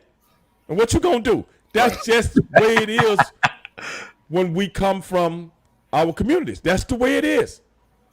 But if you're not from our communities, you don't know nothing about that. You see what I'm saying? So that's why we brought a certain swagger, because we got to make this as close to how we are as people in our community, black people, as possible. Other than that, it don't work. We don't want to dress like everybody else. So we had our costume designed different from anybody else. And that's why we would all you wouldn't forget that costume. Right. And we all was true pioneers. Right. And we had several different colors. Right. So when we come out, people go, I wonder what they're going to wear. That's what I'm talking about. We like the Temptations, brother. They might do 2 shows a night, but they ain't wearing the same thing. Nope. You see what I'm saying? Wardrobe change. Yeah. You never know what you're going to get. No, never know. But you know what I'm saying? Or the OJs, when you see them in these suits. Man, they had some yellow was on last time. Oh man, they got the red was on. They got the blue was on when I seen them on this. You see what I'm saying? That is what was going through our minds. You know what I'm saying? Y'all was getting all time too then. Well, that's what I'm saying. As far as professional wrestling goes, we were trying to keep with this climate of the way we're thinking is from an African American mindset, not from the professional wrestlers of how you see professional wrestlers' mindset. Right. We see entertainment the way we've been entertained as little kids. If you see what I'm saying. Absolutely. We see it that way. They see it in a wrestling quote unquote. That's just bland. Put 2 guys out there that come in and do whatever. No, the whole idea had to be bigger than anything you saw. And that's why it worked. I mean, just the you all were interest. truly out of their box. Exactly. Out of their box, yeah. Yeah, that's what I'm trying to say. Yeah. This ain't a wrestling thing, brother. This a today thing, a today's wrestling thing. Because if I went by their thoughts, it'll be yesterday's wrestling thing. Today. That's powerful. Yeah. So it's just being artistic. That's all. Just being artistic and seeing things for what they are. That's all. So that's a great segue, Stevie. I want to ask you a question very near and dear, personal to my heart. You segued into today's wrestling. Mm-hmm. You were part of that WWF/WWE versus WCW takeover and all that. Now we have basically WWE is running everything, but you do have AEW. Yes. I'm going to ask you a 2-part question. The first part question is, do you feel that AEW has enough traction to kind of give WWE a go? And secondly, how do you feel about the promotion of the new black wrestlers? I have a cousin that is on AEW After Dark, Lee Johnson.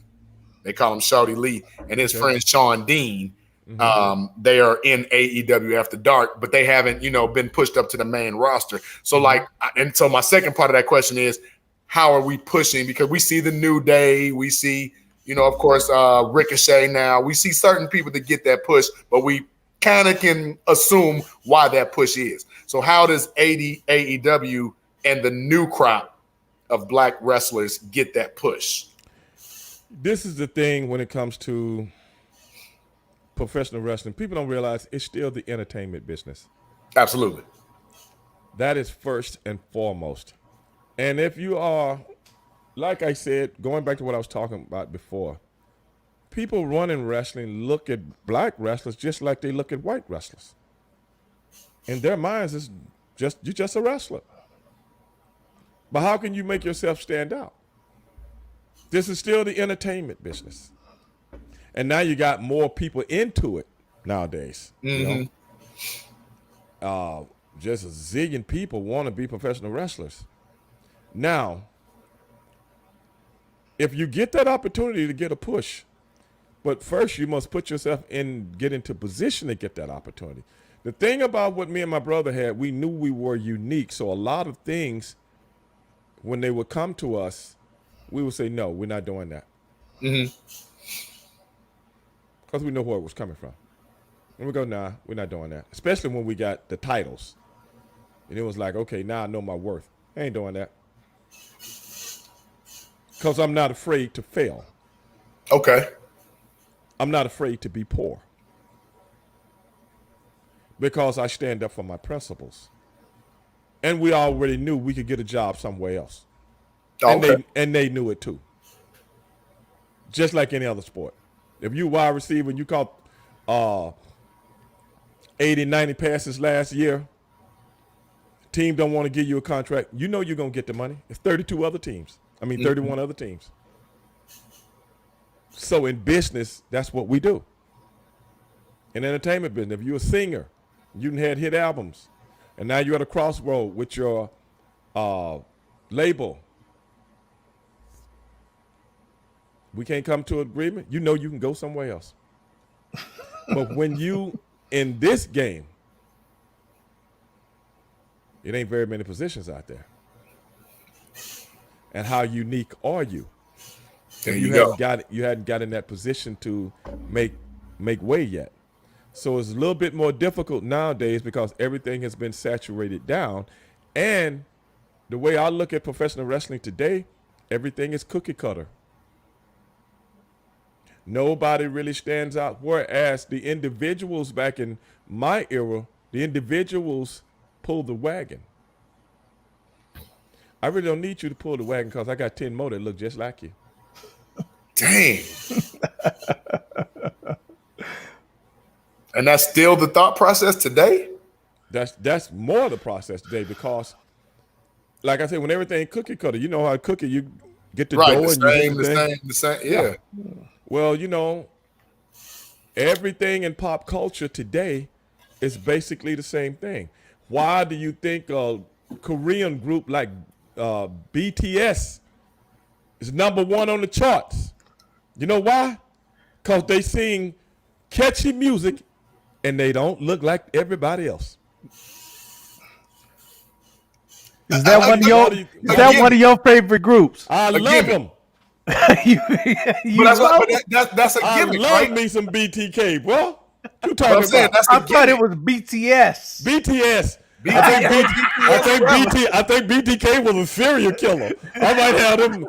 I think I might have them mixed up. I don't want to call them serial killers, man.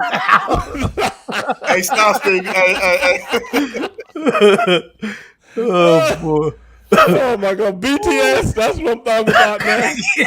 You know, they your favorite. They your favorite. I like me some butter, brother. I like me some butter. That was funny. They your favorite, but you got the name wrong. Hey, but they gimmick, right? They gimmick is that's what's attractive. Now you see what I'm saying?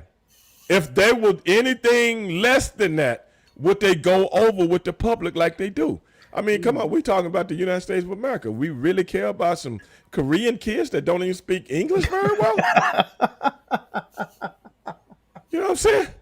Smooth like butter. Yeah, brother, that's what I like. I like that. But this is my point. Or you can see where a Bruno Mars doesn't put out traditional music.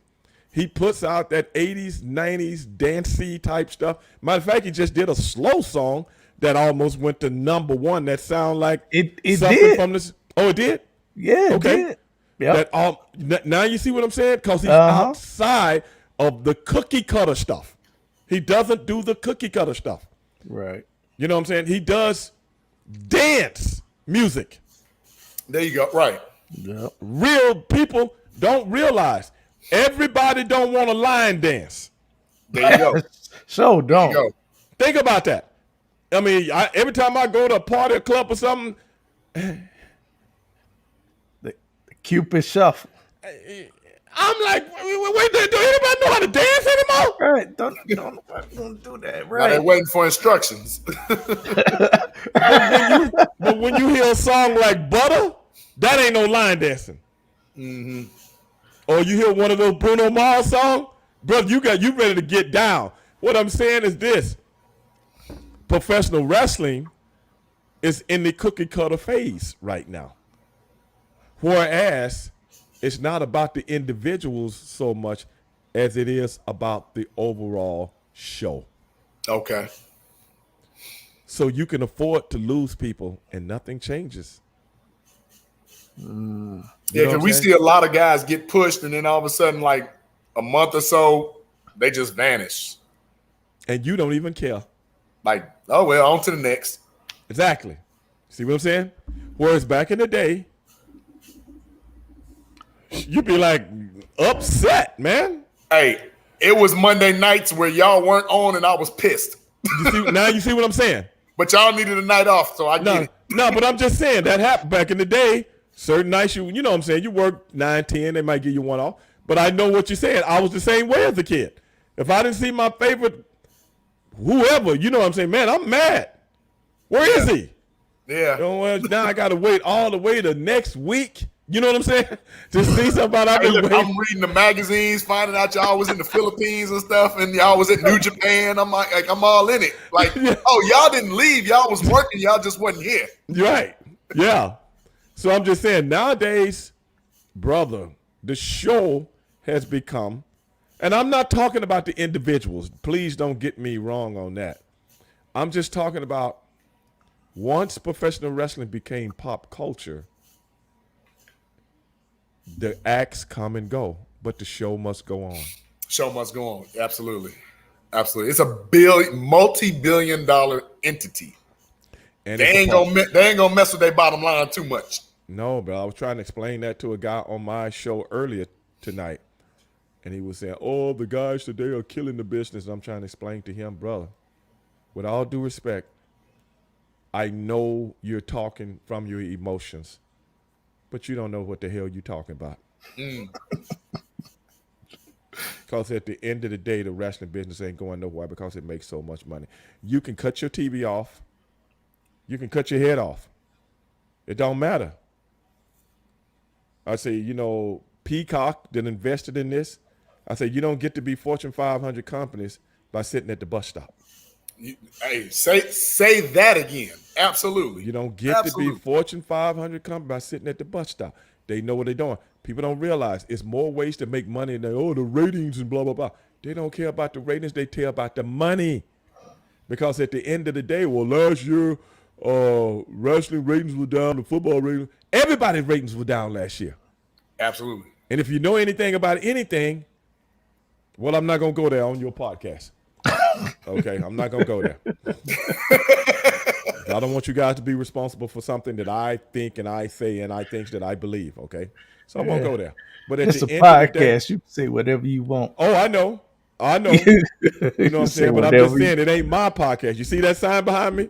On that one, it goes down. It goes down. Hopefully, I'll be able to tune in next week because I want to. I want to hear some of that going down. But Oh, I'll it tell goes you this: one of the things where we share the same love, Stevie, I can't stand whether it's interviews, whatever. I can't stand that cookie cutter nonsense. I can basically, he's a great player. They're a great team. They have blah blah. Like I'm so sick of that. I love when people be like, "Hey man, fuck dude, man." Right. Like he ain't really what he think he is. Right. I love that because that shows the realism. Mm-hmm. Now we talk about sports, and I do another podcast with Vince Russo on Thursdays. Why does that name sound familiar, Vince Russo? Vince used to be the writer on the show. That's what it is. He used to be a writer. Okay. And with WWF and WCW and TNA. So me and Vince do a show together. Got his own network now. Got his own podcast network. Oh wow. Yeah. Dope. Yeah, Vince is doing well, doing real well. Awesome. And he and I started working together about 3 years ago, trying to put some stuff together. Because I was doing radio at the time. I still do radio on weekends, but back then I was doing radio and I didn't really care about podcasting. About 5 years ago. So then he started showing me how you can make money at it, so on and so forth. And then I was like, okay, I'll get into that, blah, blah, blah. Similar to radio, because a lot of people don't realize radio is actually what I went to school for.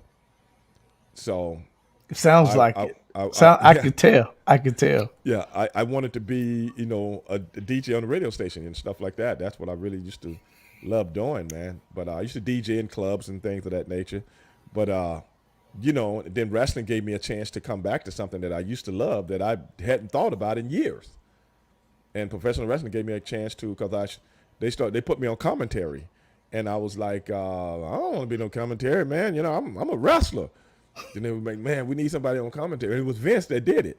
And he's like, man, the guys tell me that, because what I used to do, I would commentate the matches in the dressing room. Because the monitors didn't have speakers back in those days. Mm-hmm. Oh. So I would commentate the matches for the guys. You know what I'm saying? And somebody told the producers, hey, man, y'all looking for a wrestler, y'all better get. And so I'm thinking I'm coming in for a tryout. I got my clothes on. I'm like, okay, I'm do this tryout tonight. You know what I'm saying? They like, nah, you're not doing a tryout tonight. It was for real. Oh no, but I'm thinking, I'm not doing it. Oh shit, let me catch a red out of Houston. You know what I'm saying? Let me get out of here. You know what I'm saying? And it's like, no, man, you starting tonight. And I'm like, this is the thing. What people don't know. Let's say you two guys are wrestlers. I don't know what y'all doing. I know what I'm doing. You see what I'm saying?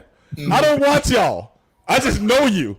I see you in the dressing room before and after the show. When y'all out there wrestling, man, I might be in the corner taking a nap. You know what I'm saying? Or I'm not really watching what you guys do. So I had to go out there and I'm talking about matches, but I don't know what nobody's doing. Oh, wow. And, so I'm trying to feed off Tony and Mike. Because, like a soap opera, you know what I'm saying? I'm on the soap opera.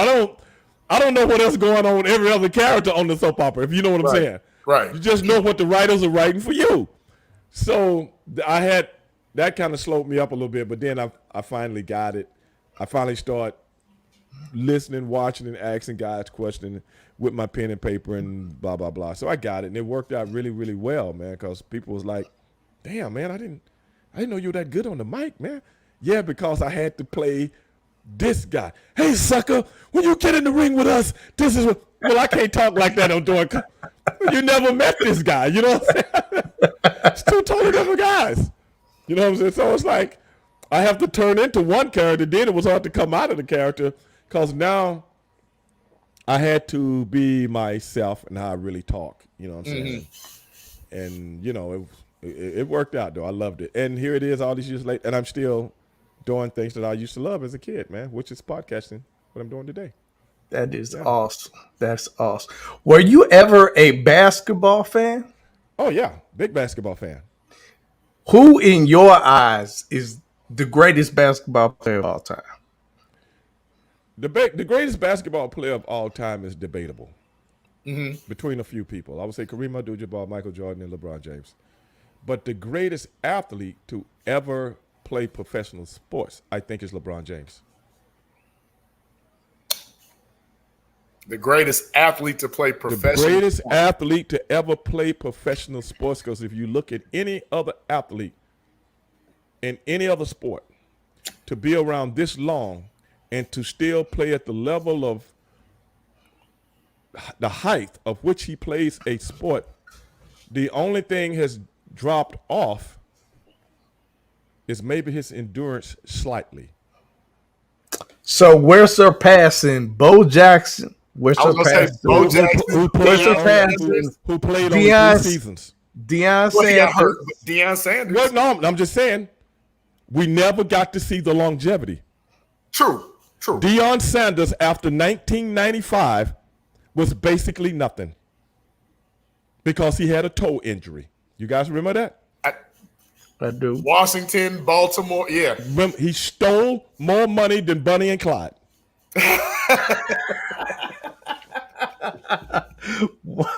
No. Let's just be real here. Now, when Deion Sanders was playing in the late 80s with the Falcons, Right. and people say, oh, he shut down the whole field. But you got to remember back then, nobody was doing 5 wide with an empty backfield. No, they weren't.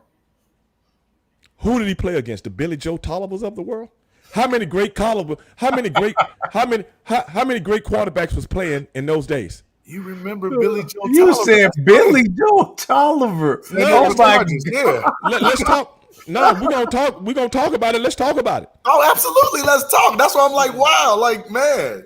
I mean, so if you thought about it like that. If you look at the quarterbacks of which he played against, I'm taking nothing away from how good he is.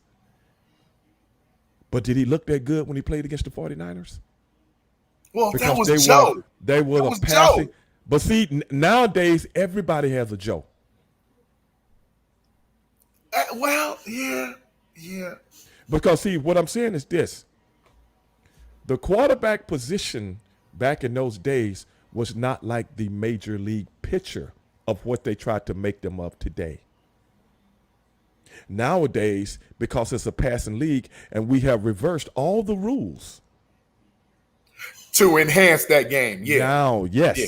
So I don't care how gifted you are as a quarterback. I got 2 guys lined up over here, and one runs 4.4 and the other one runs 4.3. I got 3 guys lined up over here. One is a tight end and 2 other big 6'4", 6'5" receivers. Where are your 5'10" or 6 foot, 195 pounds gonna do with that? And I'm throwing the ball in 2.5 seconds. So what I'm saying is the rules have taken away from the gifted athlete. How about Michael Jordan? I can see that. How about Michael Jordan? How about Michael Jordan? We gonna skip over him too? Now he has the longevity that you were just speaking of. Michael Jordan, when he came back at LeBron James' age, he was a straight up nothing. You talking about Washington Wizards, Michael? Yeah. A straight up job guy that we call in pro wrestling. Really? Like 22 points a game and 38? Who can't do that when you shoot the ball 80 times a game? Like somebody on the Bulls gonna say, "Hey man, pass me the ball." Well, no. You said You said Washington Not Wizards. the Bulls, but the Wizards. Bulls too. Michael Jordan has shot the ball more than anybody that ever played basketball. Almost, but he's a 50% career guy too. That is blasphemy on his computer now. Wait a minute. It's blasphemy. When you shoot the ball more than everybody else, you're supposed to have more points, right? Well, yeah. True. Okay, but what about everybody else on the team? One man ain't never beat a team. Only a team can beat another team. But Michael Jordan didn't have a team, but you don't he believe was me? the best of the best. When he was hitting 60 points in the game, he lost. Was losing. It was like, yeah, true. I mean, we know that. But he didn't have a lot of the same pieces that he had when he started winning. Wait a minute. Orlando Black wasn't a Blackman on that team? No. Orlando Woolridge. You telling me that guy all-star? It wasn't enough. Orlando? I know. It wasn't enough. I know. I'm taking nothing away from the man, but this is my thing. I'm taking nothing away from the man. If you look at all the championships that Michael Jordan won against all those teams, they were all on their last legs. No. Not That Phoenix and Seattle. Yeah, wasn't on their last legs. Phoenix. Oh, I didn't say Phoenix. You said Phoenix. He did. You heard something about Phoenix that year. You heard about Phoenix that year and no other years after that. Michael Jordan and Charles Barkley are from the same draft. They was the same age in their prime. Charles Barkley was MVP. How much did okay, on a team with what? Kevin Johnson was an all-star. Kevin Johnson had game. Come on, man. You don't like Kevin Johnson? Come on, man. Dan Marley? Isn't that Jeff Horton? isn't he under investigation for the same thing the governor of New York was doing? Yeah, he is, but we talking about basketball, bro. We're not talking about politics. That goes to show you he didn't bring his A game every night. Hell no, he didn't. Because he was big. Politicians. Politics too now, you know. Come on, that Phoenix team was good for a couple years, but they made it to the finals, but everybody knew they didn't have enough, bro. Kevin Johnson, Michael Jordan even made him look little. And Michael Jordan was only 199 pounds. True. What about Seattle? They wasn't on their last leg. Hey, Sean Kemp was a dog. Gary Payton is a dog. Woo! They was monsters. Hersey Hawkins was a dog too. Although Michael Jordan laughed Gary Payton off the face of the earth. Well, these guys were all good players, bro. They were all good players. But look at those teams. They all had their fun in the sun for a year. So you saying they were fly by night? Yeah. And Michael didn't have to go against any sustained competition. Not against that. Not against. Now, where things would have dropped off for the Bulls, Dennis Rodman put them at a whole nother level. Agreed. Absolutely. Cheers to that. Dennis Rodman put them at oh my goodness, man. People don't realize how much Dennis Rodman affected that team, because I'm going to tell you something. Without Dennis Rodman, I couldn't see them winning like they did those second 3 championships. I can't see it. I agree. 1,000%. Now, we talking about a dog. We're talking about a dog. And I can't stand the dude. Because you don't like Dennis? He messed Rodman, that punk messed my wrestling boots up one day. Wait a minute. That was Road Wild. When he was with the NWO? Yeah. I remember He come to ask me. That punk, I would throw him off the second floor window like Jim Brown. Oh no. So wait. So let me ask you this. So you met that guy up close and personal, so you know him outside of basketball. Is he like that eccentric dude? Look, brother, I don't hang around people like Dennis Rodman. Gotcha. Okay. You just answered my question. You just answered my question. And you remember a lot of guys came in and worked with us, man. Absolutely. Karl Malone, and he's huge. Why not, man? Why not? Why not? Why you don't want to hang around a dude like Dennis Rodman? Man, I don't know what kind of transgender club this dude might be hanging out at, bro. I don't. That's his game, not mine. Hey, what you say? He the one dressing. He the one got a wedding dress on with makeup on, not me. Yeah, hey, brother. No arguments here. Signing but autographs. He's a hell of a basketball player. And then say, "Oh, I'm in touch with my feminine side." Let me tell you something about Steve Ray. I ain't got no feminine side. Tip my hat to you on that, brother. I'm all brother. Can you dig it? All brother. I definitely can dig it. It's Doug. Doug. Well, hey, man, whatever. So I need to go to Vegas to cool off a little bit. I ain't agree with that. Man, get out there and get some rebounds. That was kind of soft. Look, I ain't the coach. Hey, That's kind of Steve, soft. so I got a couple guys backstage that also feel like that was blasphemy that you took LeBron James and just jumped over all these other people, Michael Jordan, Deion Sanders. Let me bring them in. So I'm gonna bring them in. Apparently, go back, bring them in. That's J.I. Wait a minute. Blasphemy. It is Greg Braggs and J.I. Well, I don't know what J.I. I don't know exactly what he Okay, I want to know what they got a problem with what I said. And I explained it to the T. Stevie Ray, I have no problem with it, brother. I mean, I love the fact that you're living, you're evolving. I have no issue with it. Wait a minute. I'm evolving? What does that mean?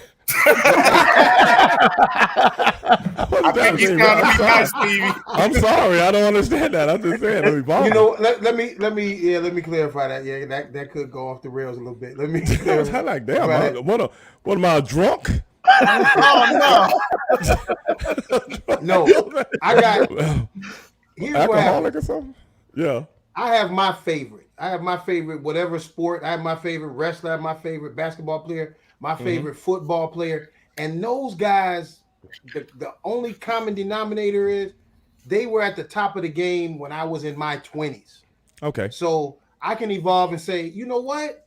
I can look at it. I can look at LeBron and say, hey man, I'm a middle-aged guy, but LeBron is doing things that these other guys didn't do. So if it's time to pass the torch, there's no. I don't have that convenient nostalgia where everybody was great. My favorite is the favorite. With Deion Sanders, you know what? I think you got to beat the people that they put in front of you in your era. That's true. If you dominate your era, they say, well, he would be nothing nowadays. Well, good. He wasn't born nowadays. He was born then, and he dominated his lane then. Let me say something to that. But you do get a lot of people doing that. When I was talking about Deion Sanders is a great athlete. But when I say great, you got to have longevity. You can't be good for 6-7 years and then, okay, I'm better than everybody else. Deion Sanders had a great athlete, but he got injured in the mid-90s. He never was the same guy anymore. And if you go back and look at things, he never was the same guy because the game started to evolve. Remember that? The 90s, the mid to late 90s, things started to evolve somewhat. But if I was picking a cornerback that could play, who started in the 80s and went all the way to the early 2000s and played at a high level, that would be Rod Woodson. No argument from me. And the reason I say that is look at the numbers, but also Rod Woodson would knock your head off. Yeah, absolutely. That is true. That is true. That is He's true. one of my all-time favorites. Well, you look at how many returns he got for touchdowns. You look at how many kicks he got for touchdowns. A lot of people didn't. He wasn't a really, Deion was all, hype, stuff like that. Nothing against Deion, but I'm talking about solid, and look at the longevity. That plays a part in anybody's career, the longevity. And Rod Woodson came back after an ACL injury and still became a Pro Bowler. He did. In the same year. Correct. Yes. In the same year and made all pro. He didn't just make the Pro Bowl. Oh, he made all pro. Yep. At cornerback and safety. Yes, absolutely. And kick returner. Yeah, he made all pro at 3 different facets of a game. So will we put him in that category as one of the greatest athletes of all time? No. Or greatest football players of all time? No. Yes. Yeah, he's a Hall of Famer. The reason I say this about LeBron James is if you look at the condition, I'm a health guy. If you look at the condition that this man keeps himself in, if you look at his IQ, that I can make you a better player if you play with me. I can make you like this sport. I can give you things in this sport that other people can't give you because I'm going to put you in the position to be better than you are. That is an IQ that most people in sports don't have. It's a lot of great people out there, but I'm talking about this guy sees basketball in his head that other people can't see. That's a gift. And there's no accident that this guy has taken nobody's like that 2007 Cleveland Cavaliers team with Boobie Gibson. Oh, you know, he's a Texas boy.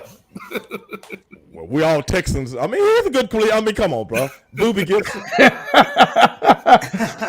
I mean, for God's sake, he was on Love and Hip Hop. I ain't taking Boobie's a good player, but I'm just saying, look at that team. That team didn't supposed to be where they were. You're right. I've never seen, even in football, basketball, baseball, I've never seen, I've been watching sports since I was a little bitty kid, man.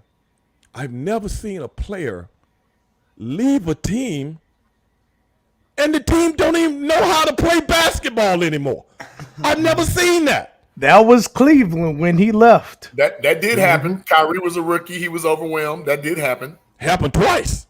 Kevin Love was always hurt. Right, because it's going on with Colin Sexton right now. Right. I've never seen that before. When Kareem Abdul-Jabbar left the Lakers, they were still pretty good without him. Oh, absolutely. Absolutely. Still pretty good. Kareem is another guy that got that very high IQ and had very longevity. 22 years. Right. Even though the last 4 might not have been so. But I'm just saying he still had that longevity. And back in the early 70s, he took a Milwaukee Bucks team that just a year or two before was an expansion team. You're right. Before they got Oscar Robertson, yes. And then they go all the way to the championship. Nobody's. Oscar Robertson was damn near 50 years old. Yeah, he was on the way out.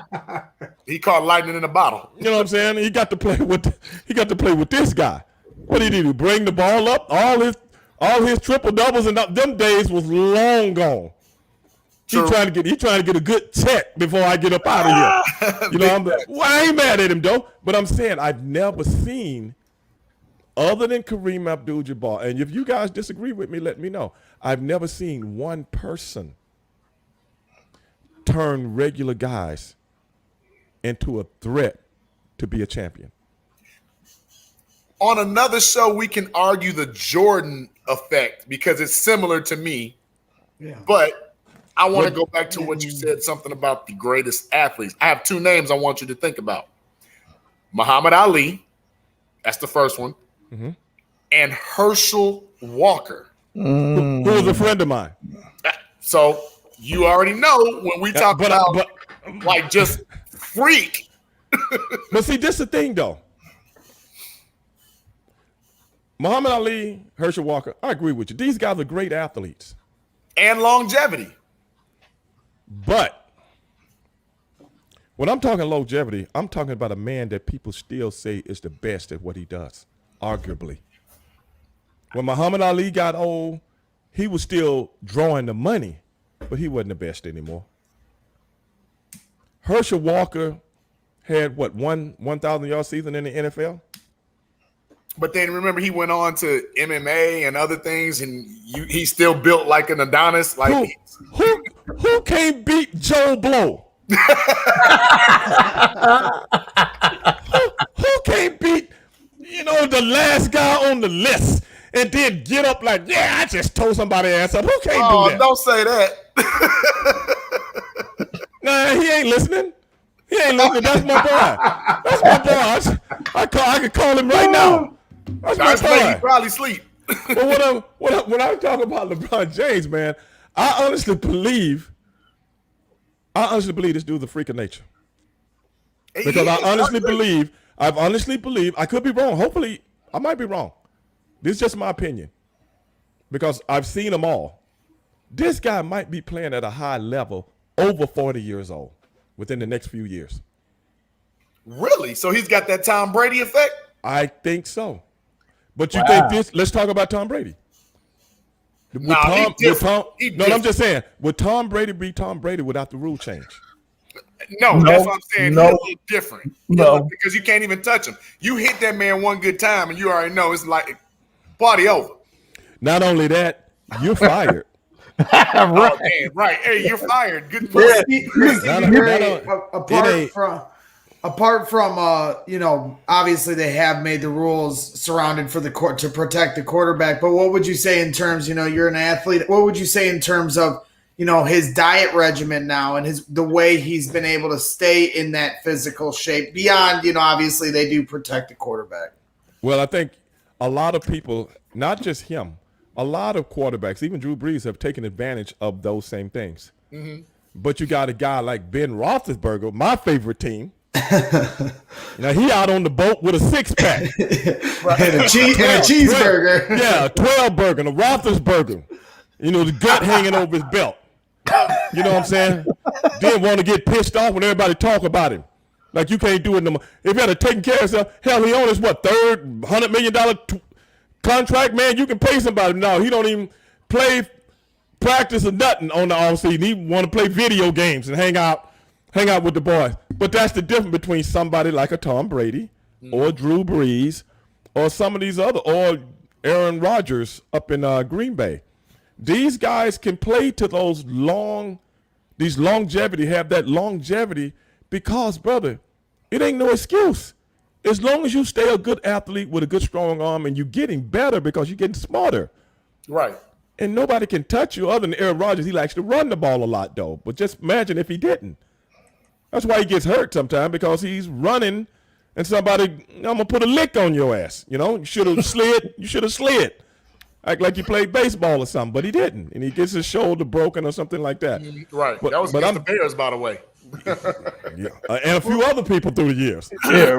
You know, but I know but I do agree. Mack truck. Yeah. I do agree with my man saying, who was that, Greg?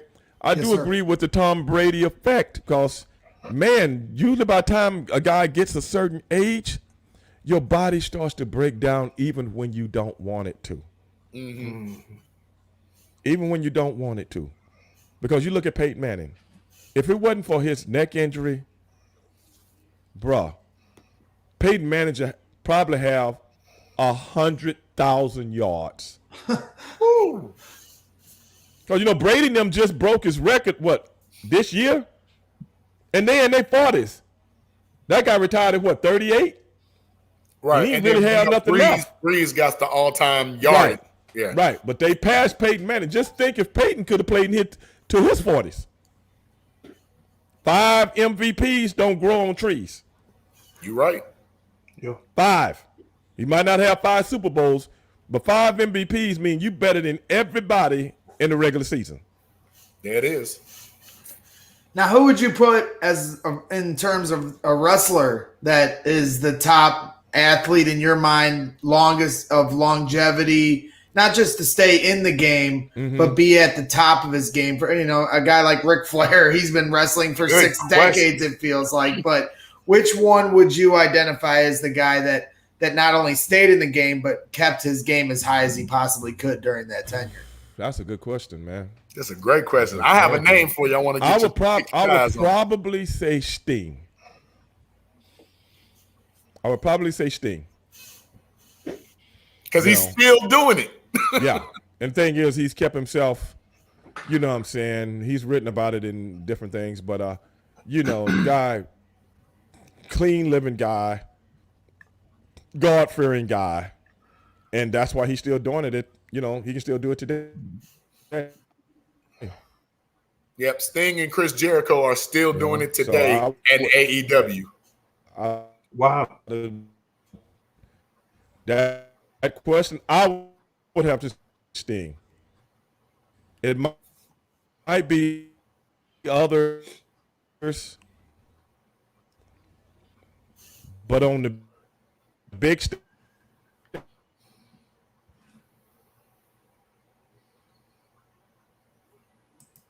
Uh-oh. Steve, you froze. Uh-oh. Froze up. Yeah. I don't know if that's mine.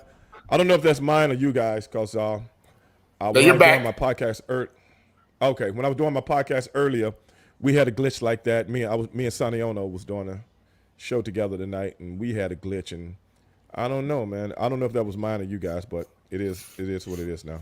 Yeah. My boy Alex just said Chris Jericho. But see, Chris. Yeah, that's what I said. Yeah. He's a little younger than these guys, though. He's a little. Chris is only in his 50s, I think, right? He's in his early 50s. You know, these guys. Ric Flair is what, 75? Woo. Sting is like a little over 60, so big difference. But Chris, I have to give it to him too, because he's still. I tell you what, he got himself in way better shape than when he first came to AEW. Yeah, you're right. You're right. You remember that? I do. I like that Joker couldn't even zip his pants up. He didn't want to take his shirt off. You know, I was like, damn, boy, where you been, bro? You moved down to Florida, huh? That's how it happened when you moved down to Florida, you know. Mai Tais on the beach and shit. And that's boy. That's my boy. Oh, wait a minute, man. Hold on 1 second, guys. Okay. So Alan is asking, AB is asking Hello? about Hulk Hogan. Hello? Hold on. That's a good one. What's up, bro? Yeah. He What's kept that? he kept it together for a long time. Yeah, he told me what 10:30, right? He's probably one of our all-time favorites. Hogan? 70s, yeah. Oh, okay, that's 70s, cool. 80s, 90s, I was and just finishing. 2000s. Like he's been around 40 years. Am I calling in? He said he was sending me a link. I'm a little late to the game, man. I think it was 82. Okay, I was just finishing up I've been another watching a podcast. little wrestling before. I thought that. he said 10. I thought he told me Rocky 3 10:30 put though. wrestling on the map for me. No problem. Underlips. Okay, well, it sounds like we. That was Hulk Hogan with hair. Actually, I didn't realize what time it was. I have another podcast to do. Okay, Guys, so all right. I'm Okay. Hey man, we can do this another day if you guys want Okay, to. this was awesome, man. Yes. Hell yeah, hell yeah.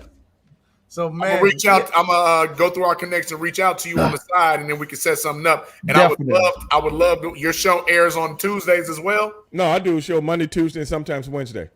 Oh, Live. Monday, Tuesday, something. Okay, because I want to start promoting it Yeah. on your show Yeah, too. yeah. we could yeah. check that out. Yeah, I got another show to, and I forgot. I thought he told me 10:30, but I guess it was 10 o'clock. So Okay. I got to do that, man. I'm sorry, man. Okay, but no, we were sound just good. about to get into it. We was getting into it, yeah.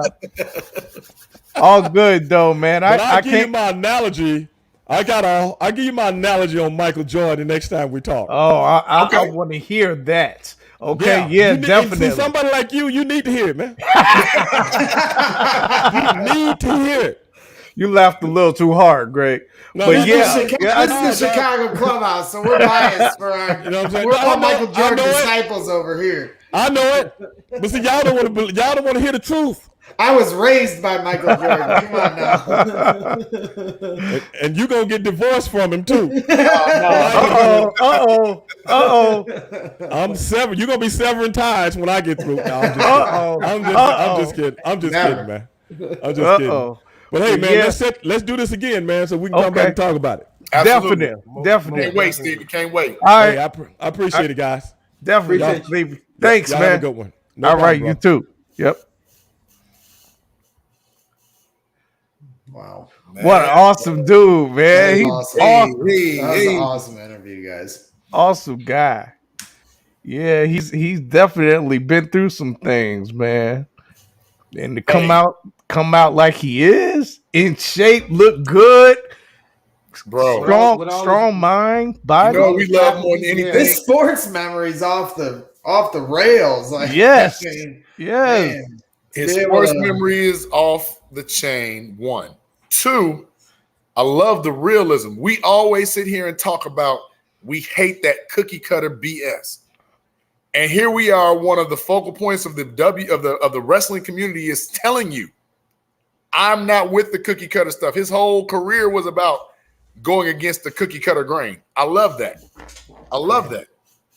It was just cool to hear the backstory stuff too. You know, just watching over the last few months the A&E documentaries of all the different wrestlers, and they were. Oh, you saw that too? They were all great, and they did the Booker T one. Right. And you know, in the '90s, I'm just a young kid. You know, and my formative years and wrestling was a huge part of my life back then. And to watch these documentaries and understand. You know, obviously I knew when they hit their pinnacle, but how they came up, how they got, you know, and like he said, they fell into the business and then just kind of how they developed their characters. And it's amazing to watch these guys' story. And they started in these, you know, empty arenas, you know, they got to worry about, you know, getting jumped in the parking lot too. Now they're on the big screen and they're Hollywood and they got, you know, they're fighting on the Jay Leno show. And it just, it was amazing to watch the evolution of that. And then the WCW versus the WWF, those Monday Night Wars and everything. It's cool. And then you have them on tonight and to hear more of those backstories it's excellent. Excellent. The Booker T documentary was one of the best ones they had. Wow. I urge anybody that's even a part-time fan of it because it's just a good watch. I saw the same one, and I like that's one of the documentaries that I can watch over and over again. The insightfulness, and then you know what? It Greg, it kind of dug into some things as us fans we never ever would have thought of. Right. And that's what I think about it. And what's nice about Booker T's story, and with a lot of these guys, they went down the line with all these guys, Bret the Hitman Hart, all the legends, but some of their stories didn't end positively. They, had tough endings to their career or their life, and it's hard. I mean, but it's, definitely something, as a wrestling fan, I enjoyed just to learn about, but it's hard when, they're your childhood heroes and you see how they didn't end up great. You're like, dang, man, that sucks. We see them with no weakness. Right. And Booker T's story was great. And he's, ended on good terms. And it's just like that. His was as good as it got, and like I was telling Terrence in the back, like how they developed their outfit was a great story. I'd never, realized that. It's just like, yeah, that was awesome. I appreciate you guys even bringing me into the conversation. He started hating on Jordan. I was like, slow down now, Stevie. Come on now. You're killing me because it was great. I kind of feel like we're going to have to get Stevie Ray to dig his re-education of Michael Jordan. Absolutely. It's a long time ago, but love that hat, by the way, bro. Hey, hell yeah. The Justin Fields special, baby. You got to get that. You got to get that right. QB1 all day long. But yeah, no, with Jordan, it's like, I mean, you could argue that defense was played much tougher back then. LeBron would have had a much tougher time in that era as far as longevity, getting cracked, going to the rim the way Jordan did against those Detroit Pistons. And you talk about making players better around him. I mean, Scottie Pippen, is the perfect example of that. He was a young pup. He wasn't anything to start his career. And Jordan, and you saw it in the Last Dance documentaries, he whipped all those guys into shape. And he even admitted it. I'm not the same player if it wasn't for Mike. And that was through not just pushing him physically, but mentally. And that's where I think Jordan and Kobe kind of separate themselves. They're all amazing athletes. I'm not going to take anything away. I'm a LeBron hater, so I'm trying not to take as much as I can away from him. But at the end of the day, Jordan and Kobe had that killer mentality, and they didn't just do that against the opponents. They did that with their teammates too, and that's what raised their level of play. It's definitely a layered conversation, but you ain't ever going to convince me otherwise. Michael Jeffrey Jordan's at the top of any list. Athlete, competitor, I don't care what it is. It's Michael Jordan and then everybody else. It's not even a conversation. But I get it. I like to. Yeah, I mean, like I said, I'm a Michael Jordan disciple. I mean, that's so. Let's switch gears for a second. Yes, sir. We're talking about somebody that makes players around them better. No one better than the quarterback position, right? Right. So we got Justin Fields. That's right. Are we going to just sit him behind Andy Dalton? Man. After seeing him and seeing what he can do and all the excitement he's creating, are we really going to sit him behind Andy Dalton?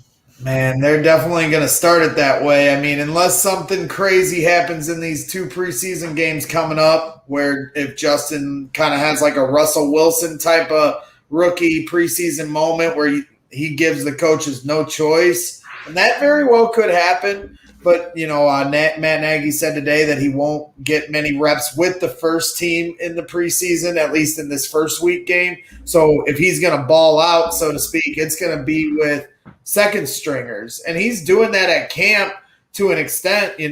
He's throwing to guys like John Vea Johnson, who'd be lucky to make the team, but he's thrown like 250-yard deep ball touchdowns to this guy. So he's making those guys look good around him. But again, then he's also not facing first string defense most of the time. He's facing second string.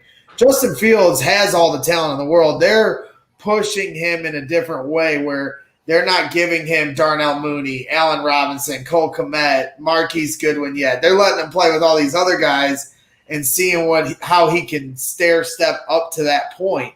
There's no question at some point Justin Fields will be the starting quarterback of this team. Will it be week 1? I want it to be as much as any other fan does, but I just have a feeling they're going to take their time with this, and they now have the other excuse that they have to get their offensive line right before they throw him into the fire with all the injuries they've had there. So that's also a very layered discussion because, is it safe? This is your franchise quarterback now to just put him out there week one without knowing, if you've got all your ducks in a row with Tevin Jenkins still not practicing and Jermaine Ifedi still not practicing. James Daniels wasn't practicing the other day. They got to make sure their offensive line is right, their run game is right. I think as soon as he comes in, all bets are off. This is a guy that can RPO, who's going to, make that linebacker sit, and then bang, you're going to hit that, that ball right over his head. And there's different dimensions he adds to an offense that Andy Dalton just simply can't do. Mm-hmm. So, yeah, I do think Justin Fields is a guy that eventually is going to make everyone around him better, but we just haven't seen it yet. We haven't seen it yet until I can't wait. I mean, to me, he's only shown us half of what he can do. You saw that sidearm throw the other day at camp that a guy did the secret video of. That was my favorite play I've seen of him yet. It was amazing. He's rolling left. He didn't just take off and run to the end zone like a Mitch Trubisky would. He waited for the receiver to separate. They're jammed up at the goal line. He could have easily just ran with it, but he kept his eyes downfield, changed his arm angle, bang, slingshot right into the guy's lap. I mean, that's big time. That's Patrick Mahomes type of stuff. So, and that was, like I said, with second string. Wait till he gets Darnell Mooney and Marquise Goodwin, Cole Kmet, David Montgomery in the backfield. Yeah, I know it's going to happen. I mean, I have a great feeling it will, but at this point, they just won't show it to us. They're trying to let him earn every little inch until he gets to the top of that ladder. Now, preseason week one here coming up on Saturday, I think Justin Fields is a gamer, so I think there's a good chance you're going to get to see a fireworks show that day. But, like I said, the offensive line is certainly going to have to hold up their end of the bargain in that regard. So you were down there at camp. What else did you see, good and bad, aside from Justin Fields? I mean, the first few days, everything was just intermediate routes. He wasn't going deep. And again, that's because he's not throwing to Darnell Mooney. He's not throwing to Marquise Goodwin, who's constantly getting separation, top line speed. So I was nervous. I was like, man, what, why aren't I seeing bombs away? When you go to training camp, typically, when I'd go to Bourbonnais for 20 years, it's an air raid show. It was with Jay Cutler or even Mitch Trubisky. When you win, I mean, they're not tackling, so you're not seeing much of a run game. You're seeing passing downfield to Taylor Gabriel, Tariq Cohen. Old school 7-on-7. Right. And so I'm watching this, and he's throwing tight window throws to the tight end, J.P. Holtz or Jesse James, this new tight end they got from the Steelers. But I wasn't seeing the bombs. Now here in this second week, you're seeing more of it. But again, give him Darnell Mooney. I don't understand why Matt Nagy won't let him throw to Allen Robinson, Darnell Mooney, Marquise Goodwin. That's going to get him more separated wide receivers to show his decision-making abilities. So let me ask you this, Greg.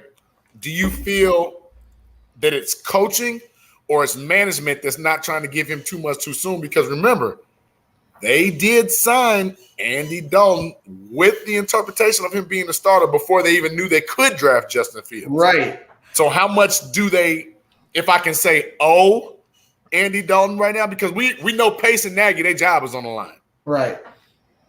Well, I mean, they let Mike Glennon sit out there for 4 games, but that was pre-Matt Nagy. And, I mean, who knows? Maybe they should have just let Mitch sit for a whole year. I mean, that's revisionist history. But at the end of the day, they let that dude go out there for 4 games because they paid him, and that was stupid. And now they've got Andy Dalton. Granted, when they signed him, they didn't know they were going to get Justin Fields, so they needed to make sure they had somebody here other than Nick Foles, who wasn't good last year. But, no, I don't think they feel like they owe anything to him. I think because Pace and Nagy's jobs are on the line in regards to how they develop Justin Fields, they're trying to be as careful as they possibly can with his development. So they're going to take it slowly. They're going to give him nothing but second stringers at first, just so he can learn the fundamentals of what he needs to be doing and how to approach being a pro every day instead of, throwing him first team snaps and saying, okay, and throwing the whole clipboard at him. I think it's a slow step-by-step thing, but then Justin can speed up that process if he goes on national TV on Saturday and slings it up, because they're not going to be able to sit there and be like, well, He's not ready if he shows it. But isn't that counterproductive? Because when you look at what Fields did in college coming from a Jason Day offense, all that is air raid. Right.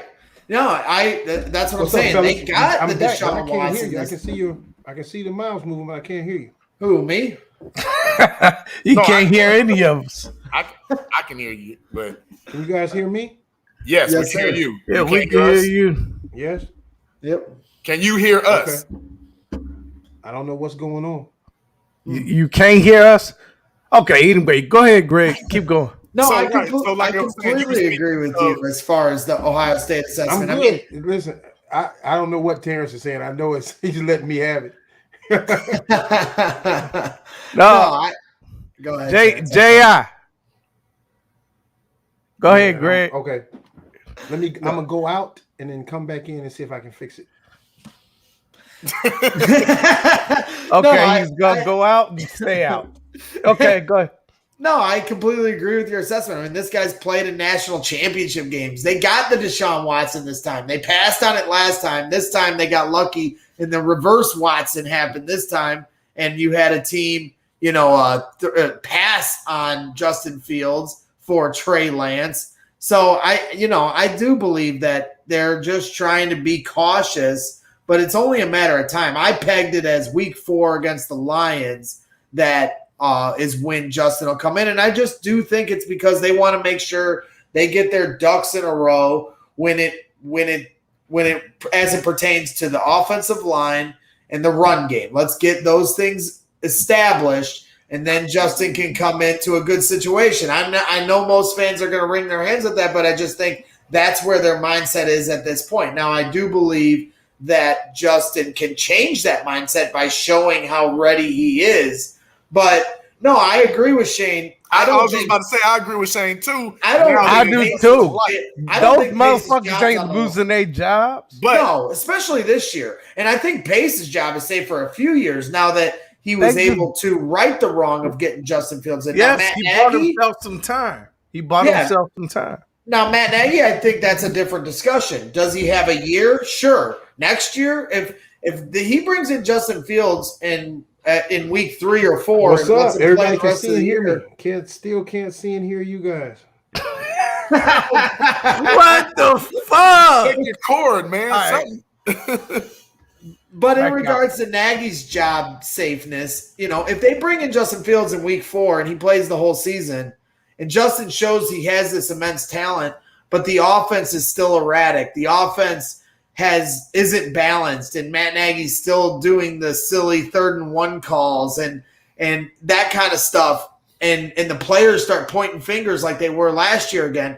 I think then the seat gets hot again, and then next year it would be a put up or shut up moment for Matt Nagy. I think Pace has bought himself a lot of time with Justin Fields, but Matt Nagy has to prove that he can develop this dude correctly, or else he's going to be right back on the hot seat where he was at the end of last year. Right now, all things are, are rosy colored glasses because it's season and we got Justin Fields, baby. So it's all good. But once the real games start up and if the offense is still inconsistent, I think the arrows will go right back at Matt. But hopefully that doesn't happen. I'm rooting for so them to figure it out. So go back to those arrows, because if I'm understanding your assessment, week 4 versus the Lions could potentially be the Bears being 0-3 or 1-2.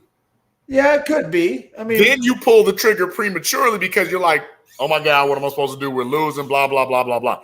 I'm not saying, the game against the Rams, traditionally over the last couple of years, the Bears have played very well and have beaten the Rams. So I'm not looking at the Rams like it's this. And Matt Stafford, who's their Matt Stafford. So I'm not looking at that game like this is this most unwinnable game. I'm not looking at it like that. But what I am looking at it as, if you know your offensive line is going to be coming off of let's just say they haven't gelled enough, right? Right. If you don't run the ball with David Montgomery, if you're asking Andy Dalton at his age, he's not the red rifle anymore. He's more like the red 6-shooter.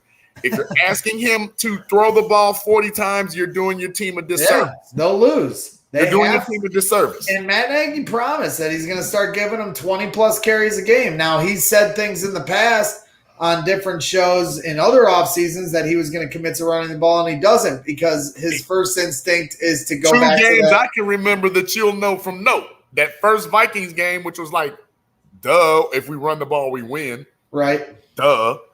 And then in the playoffs, I'll never give Matt Nagy this, like, I'll never let him go. We're not worrying about Cody Parkey's double doink. If he gives Montgomery the ball the series before and he gets this little 2 yards first down, you run the clock out. Yeah. Nick Foles never comes down and scores. Right. Right? Like, I cannot forgive that man for that stupidity. Like you just said, 31, no more wide receiver screens. Get your fullback in. Please no. Montgomery, pound the ball ahead and get this first down. Right. I mean, and like I said, that's why I still am cautious about just saying, okay, Matt Nagy's got it all figured out. This is a guy that once said, I didn't come here to run the I formation. That's scary when a coach says that because that shows me a guy that doesn't understand the importance of the I formation, that doesn't understand when or you're running situationally. Not just situationally, but 100% situationally because of you've seen it 3rd and 1s and different things where he's pitching it to Cordero Patterson. But on top of that, the game he said that, they ran it a franchise record low, I believe, 7 times in that game, and 2 of them were jet sweeps. And his reasoning was, well, they 5 yards, 2 yards, 1 yard, you see a pattern. Well, the pattern was you didn't get any yards on those 5 runs, but a running game is a war of attrition. There you so go. You have to get those 20-plus carries for them to be able to bust one. You know, that's how it works. And I don't think he trusts it enough to stick with it. Now, I think he humbled himself last year when he gave up the playbook. And, yes, they were beating lesser talented teams, but it seemed like the offense kind of found themselves as far as what they want to do, running the ball, playing off that run, play action, floods, and all this different concept stuff. That's where I think they're going to try to stick to that this year. But now that Matt Nagy has that playbook back, he's got to hold back that temptation to just want to throw. And will he? That's the million-dollar question. Montgomery between the tackles. The man had 1,000 yards basically in the last 7 games of the season. Because the first 9, he really wasn't running the ball like that. Right. He really wasn't. Let's keep it a buck. He really wasn't. So moving forward, you have Damian Williams. You have Tariq Cohen coming back with the gadget plays. But the simple, just run it up the gut, right? 2 best friends of a rookie quarterback are your tight end and the running game. We have a viable option at both. Yep. We need to keep pushing that, man. I don't want him getting into this I'm the smartest guy in the room thing. Well, he's always going to have that part of him. Right. He falls into that every week. And sometimes you're just like, duh. I want to address what Shane just said too. The real smartest man. That he said that Cohen is gonna stay on the PUP, so Damon Williams and Khalil Herbert are gonna have to step up. He's a Super Bowl champion. Like Damian Williams is not a bust. Yeah. No, he ain't a slot at all. Yeah, he's a great third down back. He's a great change of pace back. He beat Roquan Smith. He beat Roquan Smith on a deep ball pass from Andy Dalton. It was just a beautiful play, and you saw that speed. Yeah, it was great. Right down the sidelines, maybe like a 40, 30-yard pass or so. But you old see school wheel route. Yeah, and you see the smoothness and his patience. He stays behind his blockers and then makes his cuts. He's definitely a real deal. And Khalil Herbert looks the part too. You know, I kind of tried to compare. Is he going to make it? Because I heard he was. 100%, 1,000% he's going to make it. He reminds me of a young Jordan Howard. I had some people laughing at me about that, but he does. He's bulky, but he's got a little speed to him. Maybe more speed than Jordan Howard, but not as fast as a Matt Forte or smoothness of a Matt Forte. That's why I kind of put him more in that Jordan Howard sphere. Right. The one thing that concerns me, though, about all these different running backs, and then who knows, I love Tariq Cohen. I'm a Tariq Cohen guy. I've always been a big fan of his. But when he comes back, whenever that may be, now they got these 4 running backs there. And how are you going to stick to the plan of giving David Montgomery 20 carries a game when you got these other guys there too? You know, I get worried about there's only one ball and there's only so many snaps per game. So how is Matt Nagy going to divvy all these up and then still stick to – because David Montgomery needs to be getting the ball first and foremost. All respect to how Damian Williams has looked, and Khalil Herbert certainly looks like an exciting prospect. But David Montgomery needs to just feed this dude because he's relentless. He doesn't go down. And if they just stick to that and if they had a competent passing game, which they haven't had the last couple of years – then a guy like him is going to eat, especially when they get in the red zone. Because if you've got Andy Dalton there to start the year, this is a guy that strikes me as a guy that can potentially move the chains. But then when you get into the red zone, he's either going to get you a field goal or a turnover. So the only way you're going to get a touchdown is by handing that rock to David Montgomery. So, I like these other options. I guess it's never a bad thing to have depth. But I want David Montgomery getting that ball as much as possible. I was gonna say that, Shane, too. That I would look at Tariq. I hope so. I hope so. Or fifth receiver slot. But again, I hope so. But out of the backfield, though, because to me, he's a check down haven for a guy like whenever Justin Fields gets in there. A guy he's the wide receiver screen guy. I don't want to see him in the slot. I want to see him in the backfield, popping out and being that emergency dump off guy if there's nothing developing downfield, and then Cohen's got space to move. I don't think Cohen's much of a wide receiver lined up on the outside guy. He can do that sometimes if he's matched up with a linebacker man-to-man, but if you've got him in the backfield, that's somebody they always got to keep an eye on no matter what play they're running. That'd be my only thing I'd say. But that's the problem, right? They all know where the ball is going if Tariq Cohen is in the backfield. They know where the ball is. Get rid of that running back wide receiver screen thing. But to Shane's point, if you put Cohen, so if we go traditional West Coast, you got A-Rob, you have Goodwin, you have Darnell Mooney. That fourth receiver position is kind of still up for grabs, and that fifth receiver position is definitely up. I can see Nagy putting Tariq Cohen in one of those positions, especially on like intermediate routes. Sure. Lined up against a strong safety, like you said, a linebacker, depending on who you're playing against. If the running game is going solid, now you have to keep that defense honest so there's no more 8 in the box. I can see him doing things like that. The problem that the problem that I don't want to see is you get too cute in the short passing game being an extension of the running game when you have this dynamic running back in the backfield. Mm-hmm. That's what I don't want to see. No, I completely agree. To me, it's a good problem to have though, because it seems like they have a lot of weapons, so true. Swiss Army knife. True. Yeah. It's a good problem to have. It's the $1 million question is when Justin Fields comes in, because then all of a sudden everything opens up. Now you can use that RPO. You're not RPOing with Andy Dalton. So it's going to be a lot of T formation, meat and potatoes until then. And it's going to be a more limited offense. So, only time will tell. Saturday is going to be a big first tell of this story, because you can only learn so much at practice. There's 100%. Justin Fields has all the talent, throws from different arm angles, carries himself like a professional already. I mean, you're seeing on the practice field something that Mitch never did. And I completely agree with Shane in the slot there. But one thing in regards to Justin Fields, Bird has looked good the last few days. He was quiet in the first week and a half, but he had some touchdowns here in the last few days. Is he going with the second unit? A little bit of both, second and first. Because he's definitely a burner. Yeah, he's fast. Yeah, he's fast as hell. Yeah, he's fast as hell. Yeah, I think Riley Ridley and Javon Wims are both playing for the same spot. I think one of those two is going to get cut this year. They've spent enough time with both those guys, so I think they're going to let those two battle it out for one spot and then give one of these new guys a chance to be that last receiver on the roster. And Prediction. Who's going to get cut? It's going to be Riley Ridley. And the guy getting cut. Javon Wims. No, the guy getting cut is going to be Javon Wims. I believe Riley Ridley makes the team.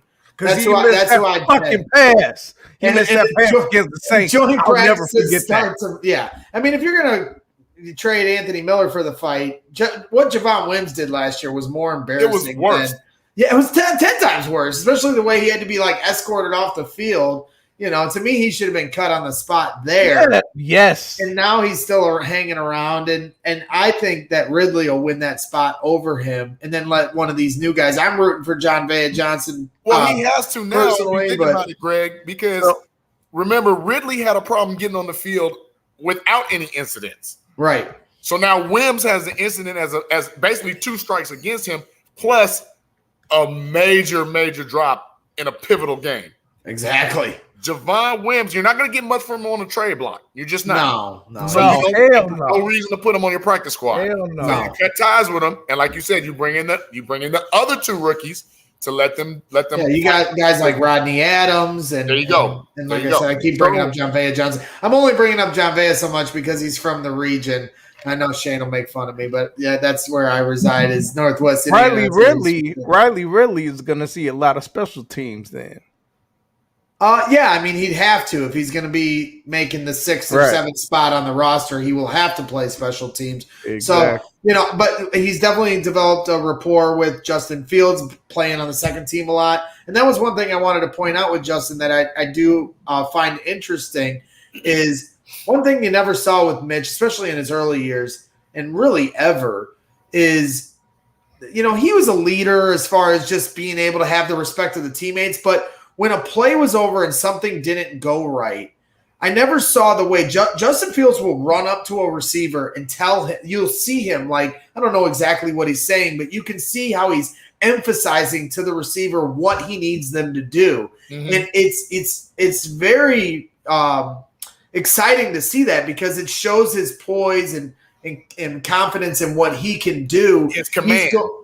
He's like, this is what I need you to do right here. And they're listening. And it's like, that's true leadership. I mean, it's one thing to be a leader at the podium, and it's another thing to be a leader on the practice field like that and talking to your teammates. That's how you gain a teammate's respect because now they know, hey, this guy knows what he's talking about because he's telling me what I need to know to be able to catch this ball so I can make some money too, so I can get that pay dirt, So that's definitely something to look out for, in the preseason game. Watch when something doesn't go right and watch the way Justin Fields talks to those players after the fact. I mean, to me, that speaks volumes to where this kid is going. Hey, Greg, before we let you go, man, how close are you with Ryan Pace? We got real close the other day. You did? Someone sent me a picture of you. Wasn't necessarily kissing, but yeah, Shane. Yeah, there's Shane. Well, hey, I know who's sending you pictures. I'm not stupid here. He's like, although it does say I'm with Ryan's with stupid, and maybe I am a little stupid. My wife Jenny certainly would agree with that. But yeah, we got real up close and personal the other day. He was standing by the ropes, and I asked to take a picture with him, and he was like, "Hey, Greg, right?" And I was like, "Uh-oh!" Like he knows who I am and the bullshit I'm up to with all my video and coverage. So he kind of gave me the Tony Soprano there, kind of flexing on me, like, "Yeah, I know who you are, Greg." Like, and he was nice. He was like, "Hey, my enemies closer." Exactly right, because he was like, "No," and then he hits me with the knife on the side, and then he was like, "No, I appreciate what you do for the team. You're good. You're a great fan." Da da da da. So then he brought the knife back out. So it's like, okay. Yeah, I know you be talking shit on your podcast. Yeah, I did admit to him. I was like, "Hey, all respect." You was justified. You had great reason. Exactly right. I told him as much. I told him, I go, "Hey, man, it felt like a boat lost at sea. Just a few months ago, I was like, I wanted you to trade 9 first-round picks for Russell Wilson, but you stayed patient and waited for your moment to get Justin Fields." And I said, you deserve all the credit in the world because, honestly, this is a guy staring his job down the barrel, and that's a lot of pressure. He could have traded up to 7, 8, 9, and maybe had to give up more draft equity, but he had his guy, David Gettleman in New York, in his back pocket at number 11. Yeah. And so he waited, and he didn't freak out, and didn't think the Broncos were going to take him. He played his cards perfectly, and here we are. We got Justin Fields, and who knows if he's going to end up being a Gold Jacket Hall of Fame, the greatest franchise quarterback ever. I mean, we all certainly can dream the big dreams now that he's here. But at the end of the day, he got it done. He righted the wrong of not drafting Deshaun Watson. I mean, all the things going on in the background now, obviously, maybe that worked out for the best. But at the same time, he should have drafted him. It was clear. I'm not going to blame him for not drafting Mahomes, but to not draft a guy that had been in multiple national championships, beat Alabama twice, it was silliness. Shit. Let's not go down this road. Let's not go down. It's par for the course, though. And he got that guy this time. The guy that Justin Fields has played in multiple national championships, played in a big program at Ohio State. So he learned from his lesson, and he righted that. To me, it's a wash now. He righted that wrong. Right. No matter what happens, no matter how it turns out, he righted that wrong. Now it's up to Matt Nagy to take what Ryan Pace did and take it to the end zone with Justin Fields. So it's exciting stuff, but this is only chapter 1. We got to get into the preseason live bullets. It sounds like Justin Fields is going to get a lot of playing time in those games, and then we're going to really see what he's all about. And I have a good feeling we're going to see good things. So, no problem, Bullets, and I always appreciate your kind words. I mean, hey, I'm just a fan in the stands, having fun. Yeah, exactly. We've never had a 4,000-yard passer in history. And look at it this way, guys. I know everybody wants him to start week 1, but Justin Herbert, who lit the world on fire for the Chargers last year, he didn't come in right away, and he still threw for 4,000 yards for the Chargers. Let's just hope, however it's done, the development is correct. At the end of the day, the development is correct. Maybe he should come in week 1. Maybe it should be week 4. But as long as by the end of it, he's putting up numbers like Justin Herbert, we're all going to be fine with it. So, absolutely. And there's an extra team that makes the playoffs in each conference, just like last year. And there's an extra game in the regular season now. Yeah. So you got a little bit of extra time there, not trying to give a million excuses. Because I'd play in week 1 if I was the coach, but I just know what I'm seeing here. And I know it's going to be Dalton week 1. I got some people that will hardline bet against me on it, but the money is on Dalton to start week 1, and we're just going to have to hope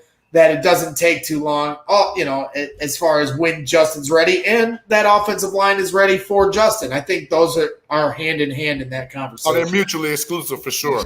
I know we got to let you go, but I have to ask this one question. Maybe we can spend just like 3-4 minutes on it. I have to. You got 3. How much pressure is going to be put on Sean Desai, and what's up with Alex Ogletree? Man, well, it was a great pickup. Another great pickup by Ryan Pace, because now you got depth. That ain't no 3-minute question, man. That's a long-ass question. Yeah, I'll tell you what, it was a great pickup. Give Danny Trevathan, a guy depth behind him. Danny's, obviously a great veteran, but, you need that backup in there in case Danny gets dinged up in games, as we've seen. So that was a great pickup. 6 interceptions in one day. Let's hope Akeem Hicks can stay healthy. Eddie Goldman is back. Now you got this guy, Trevis Gibson, is looking like a monster out there. He had at one point in practice last week where he blew up Larry Borman. I get he's a 5th-round rookie, but he blew him up like 5 plays in a row. And Trevis Gibson is letting out this Joker maniacal laugh after everyone just letting him know. And you see that. You're seeing that intensity from him. So I like what I'm seeing there. And Sean Desai, I think the players are, I think he's going to be aggressive. I don't know shit about schemes, so you're going to have to ask Shane and draft Dr. Phil about that stuff. But for me, I know that he's going to be aggressive, being a new coach, getting his opportunity. And I think the players are going to want to play hard for him, being that this is his first gig. And I think they'll rally behind him. So his resume looks good, like a Brandon Staley that went to the Rams and things took off. And that's what he came from here as well. So I'm hoping the same kind of thing happens for Sean.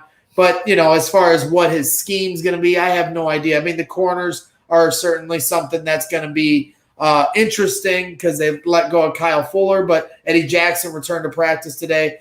The defense seems like they might get back on track, but all hinges on what the offense can do. They can't carry it forever. 3 years of having to do everything they can to keep the Bears in games. Keep offense the is- defense on the sideline. Right. If the offense holds up their end of the bargain, that makes the defense even better. Khalil Mack, still a monster, no problems there. I mean, yeah, I think the defense should be good, but all hinges on how much they're dependent on because of the offense. If they're good, then the defense will be good. If the offense is inconsistent, then the defense will be inconsistent. It's a team sport, and football is the biggest embodiment of that. It all affects each other in a big way. So that's about as clean as I can give it to you, Terrence, and as quick as I can give it to you. I love it. You was under That 3 was minutes. over 3 minutes. That was over 3 I don't minutes. know. No, That he might was have just been under. He was just under. But thanks, Greg. We appreciate you, man. We appreciate your insight. Of course, you know a lot of shit that I don't know. Maybe JB knows. I don't know. I know Well, it's a lot. exciting. It's just exciting that the Bears found a direction. So it's going to be fun to see him go out there on Saturday and with fans back at Soldier Field. I'll be there, doing the coverage, getting Justin Fields coming out that tunnel with my guy, Alex Acevedo, who's in the chat. Good luck with that one. Yeah, I'm going to be excited to see it. And it's going to be fun and fun to return to Soldier Field and watch a game there. But again, I appreciate you guys having me on. It was a lot of fun watching you chop it up with Stevie Ray, and I appreciate you guys letting me get in on the conversation, man. That was a lot. No doubt, really man. Cool of you. No doubt, man. I'll be looking for you at Soldier Field. I'll be looking for you. Yes, sir. All right, man. Hey, thanks a lot. Bear down. I'll talk to you soon. Bear down. Bear down. All right. Greg is a great dude, man. He's a great dude, man. That was a lot of fun. A lot of fun, a lot of energy, a lot of insight. I love the in-depth actual. It's one thing to talk about it. It's one thing to be there and actually live it. True. And, a lot of us, we don't have the opportunity to go to training camp to get that information. So I appreciate Greg being able to get down there. Yeah, we're not so privileged.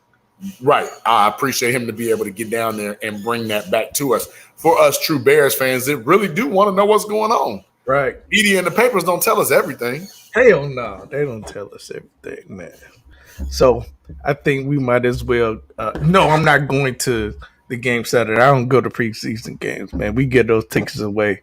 You know what, T? I just saw something where that was like the most wanted to go to game. What, the game Saturday? Because it's the first game with Justin Fields and everything. Like a lot of people, and it was like the preseason tickets were like $30-something. I have absolutely zero interest. I think we gave those tickets away, man. We're not going to that. Yeah. I'm working on Chicago Med that day. As a matter of fact. Wait a minute now. Hold on. First the shot. Now Yes. I will watch another show and you don't be on that, man. Hold on. Now I think it's a little different with Chicago Med though. I'm actually a doctor, so it's a little bit different. Yeah. Yeah. So, all right, but yeah, let's get off of that shit. But I'm feeling a little bit under the weather, so we can get our shout outs, say what's up to our people, and get the hell out of here. So I'll just do this real quick. Alex, Bullets, Greg, Stevie Ray, Sherry, Moms, SB, a couple of my other people that tuned in, a lot of my wrestling fans, my cousin Lee, his buddy Sean, Dean, a lot of them, Victor Jones, a lot of them chimed in today. Mike Royston from the wrestling podcast and the wrestling page that's on there, who love to hear what Stevie Ray had to say. Shout out to all y'all. Shout out to everybody that tuned in on the CCP, whether you checked in through text, comments, YouTube, Twitch, LecPod. Shout out to D-Sun. Shout out to Joy Aaron. That's all I got. Okay. All right. Shout out to everybody in the chat. Bullets, Allen. Well, you just said all their names except for Shane. Shane, you a fool. You're an absolute fool, but we love you, man. We appreciate you, brother. TTNL, Tape Never Lies. Check it out on YouTube and I don't know if they do go live on Facebook too. So you can check that out on Wednesdays at what time? 7:30 Central, Yep. I think it is. Yeah, okay. So yeah, definitely check them out, man. Those are our guys. Leg Pod, Plunked. I cannot forget Plunked. Plunked, a baseball show. It's not football, but it's base. They know football, but it's a baseball show. Comes on every Sunday, 8 o'clock Central. It's on YouTube. I think they do Facebook as well. Kristen and Emilio, they know everything about the White Sox and the Cubs. Boy, Tim Anderson's showing out, ain't he? Yeah, he is. He is.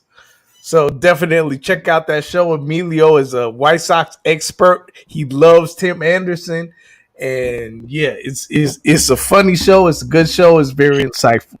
So check that out too. I want to shout out you, JB. Ji, he was having technical difficulties today. Shouts you out and everybody in the CCP. Our newest member, Sherry.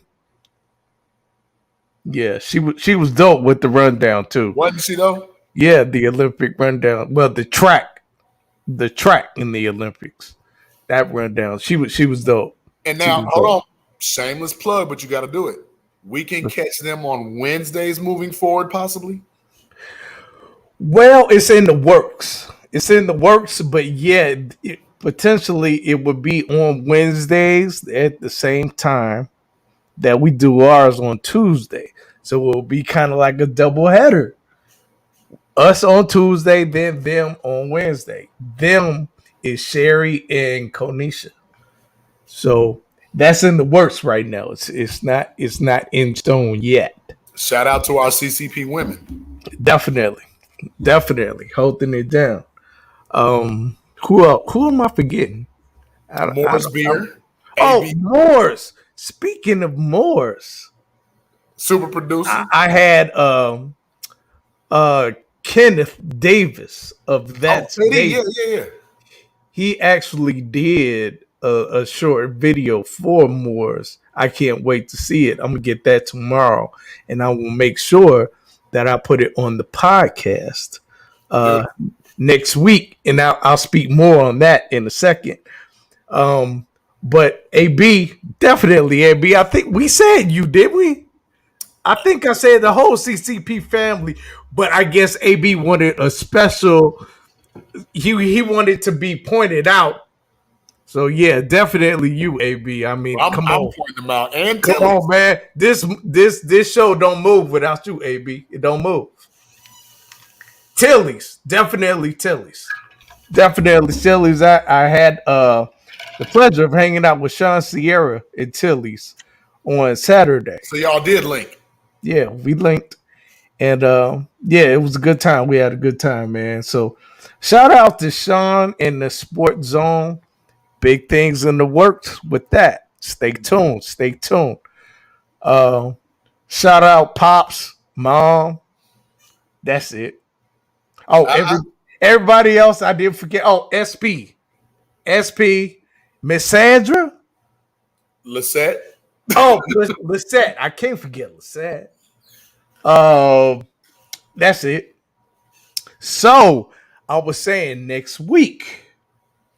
So next week, not only am I going to show the commercial that Ken is doing, but our guest next week, hands down, one of the best defensive ends to ever put on a Bears uniform. Agreed. Absolutely agreed. And I'll give you 3 guesses. You said top 5? Top 5. Absolutely. Top 5. Definitely. Shit. Top 3. One I'm thinking of is Richard Dent. That's hard to top. Oh no, no! What it? The other one is Dan Hampton. That's like 1 and 2. after number 1, Dan Hampton. That's arguable. Hall of Famer. True. Okay, so nobody has a guess. All right. Well, no, we don't have a show on Saturday. our guest can't do it because he has another engagement. But next Tuesday, that defensive end I'm talking about is Alex Brown. Alex Brown will be on the podcast on Tuesday. I'm licking my chops. I'm excited as hell. Man. Oh my God, I'm excited. So it should be a really good pod, man. And hopefully J.I. can fix his technical problems and he can join us. I'm sure AB, well, I think AB will be able to join us, but he has like this chronic sickness that's like been going on for days. So he might fuck around and say, "Man, I'm sick. I can't do it. I'm sick." Like, damn, dog. Ain't just like 15 days? He a trooper. If he say he gonna be here, he gonna be here. Maybe a guest appearance from one Will Ross. I'll pass. Not from Chicago. I'll pass. No, I'm just kidding. If he wants to come on, by all means. That's my dude. But I love to fuck with him because he's really not from Chicago. Will, if you watch it, man, it's all love, brother. I just like to fuck. And good luck on your season, Coach Will. Coach Will. Yes, Will is the coach. As is JB, as is JI. They're all coaches. I'm not a coach anymore. I don't play anything either. I'm just a fucking fan. That's all I am. But yeah, so I think I want to go put some more orange juice in my cup because I'm running out. But shout out everybody in the chat, and I hope that you tune in next week when Alex Brown is on the podcast. My Bart Scott voice, can't wait. So for my man that knows every single stat from every single team since the 90s, basketball and football, I'm the point guard. I'm the quarterback. I'm the coolest dude in the room. But I'm the only dude in the room. We out. Peace.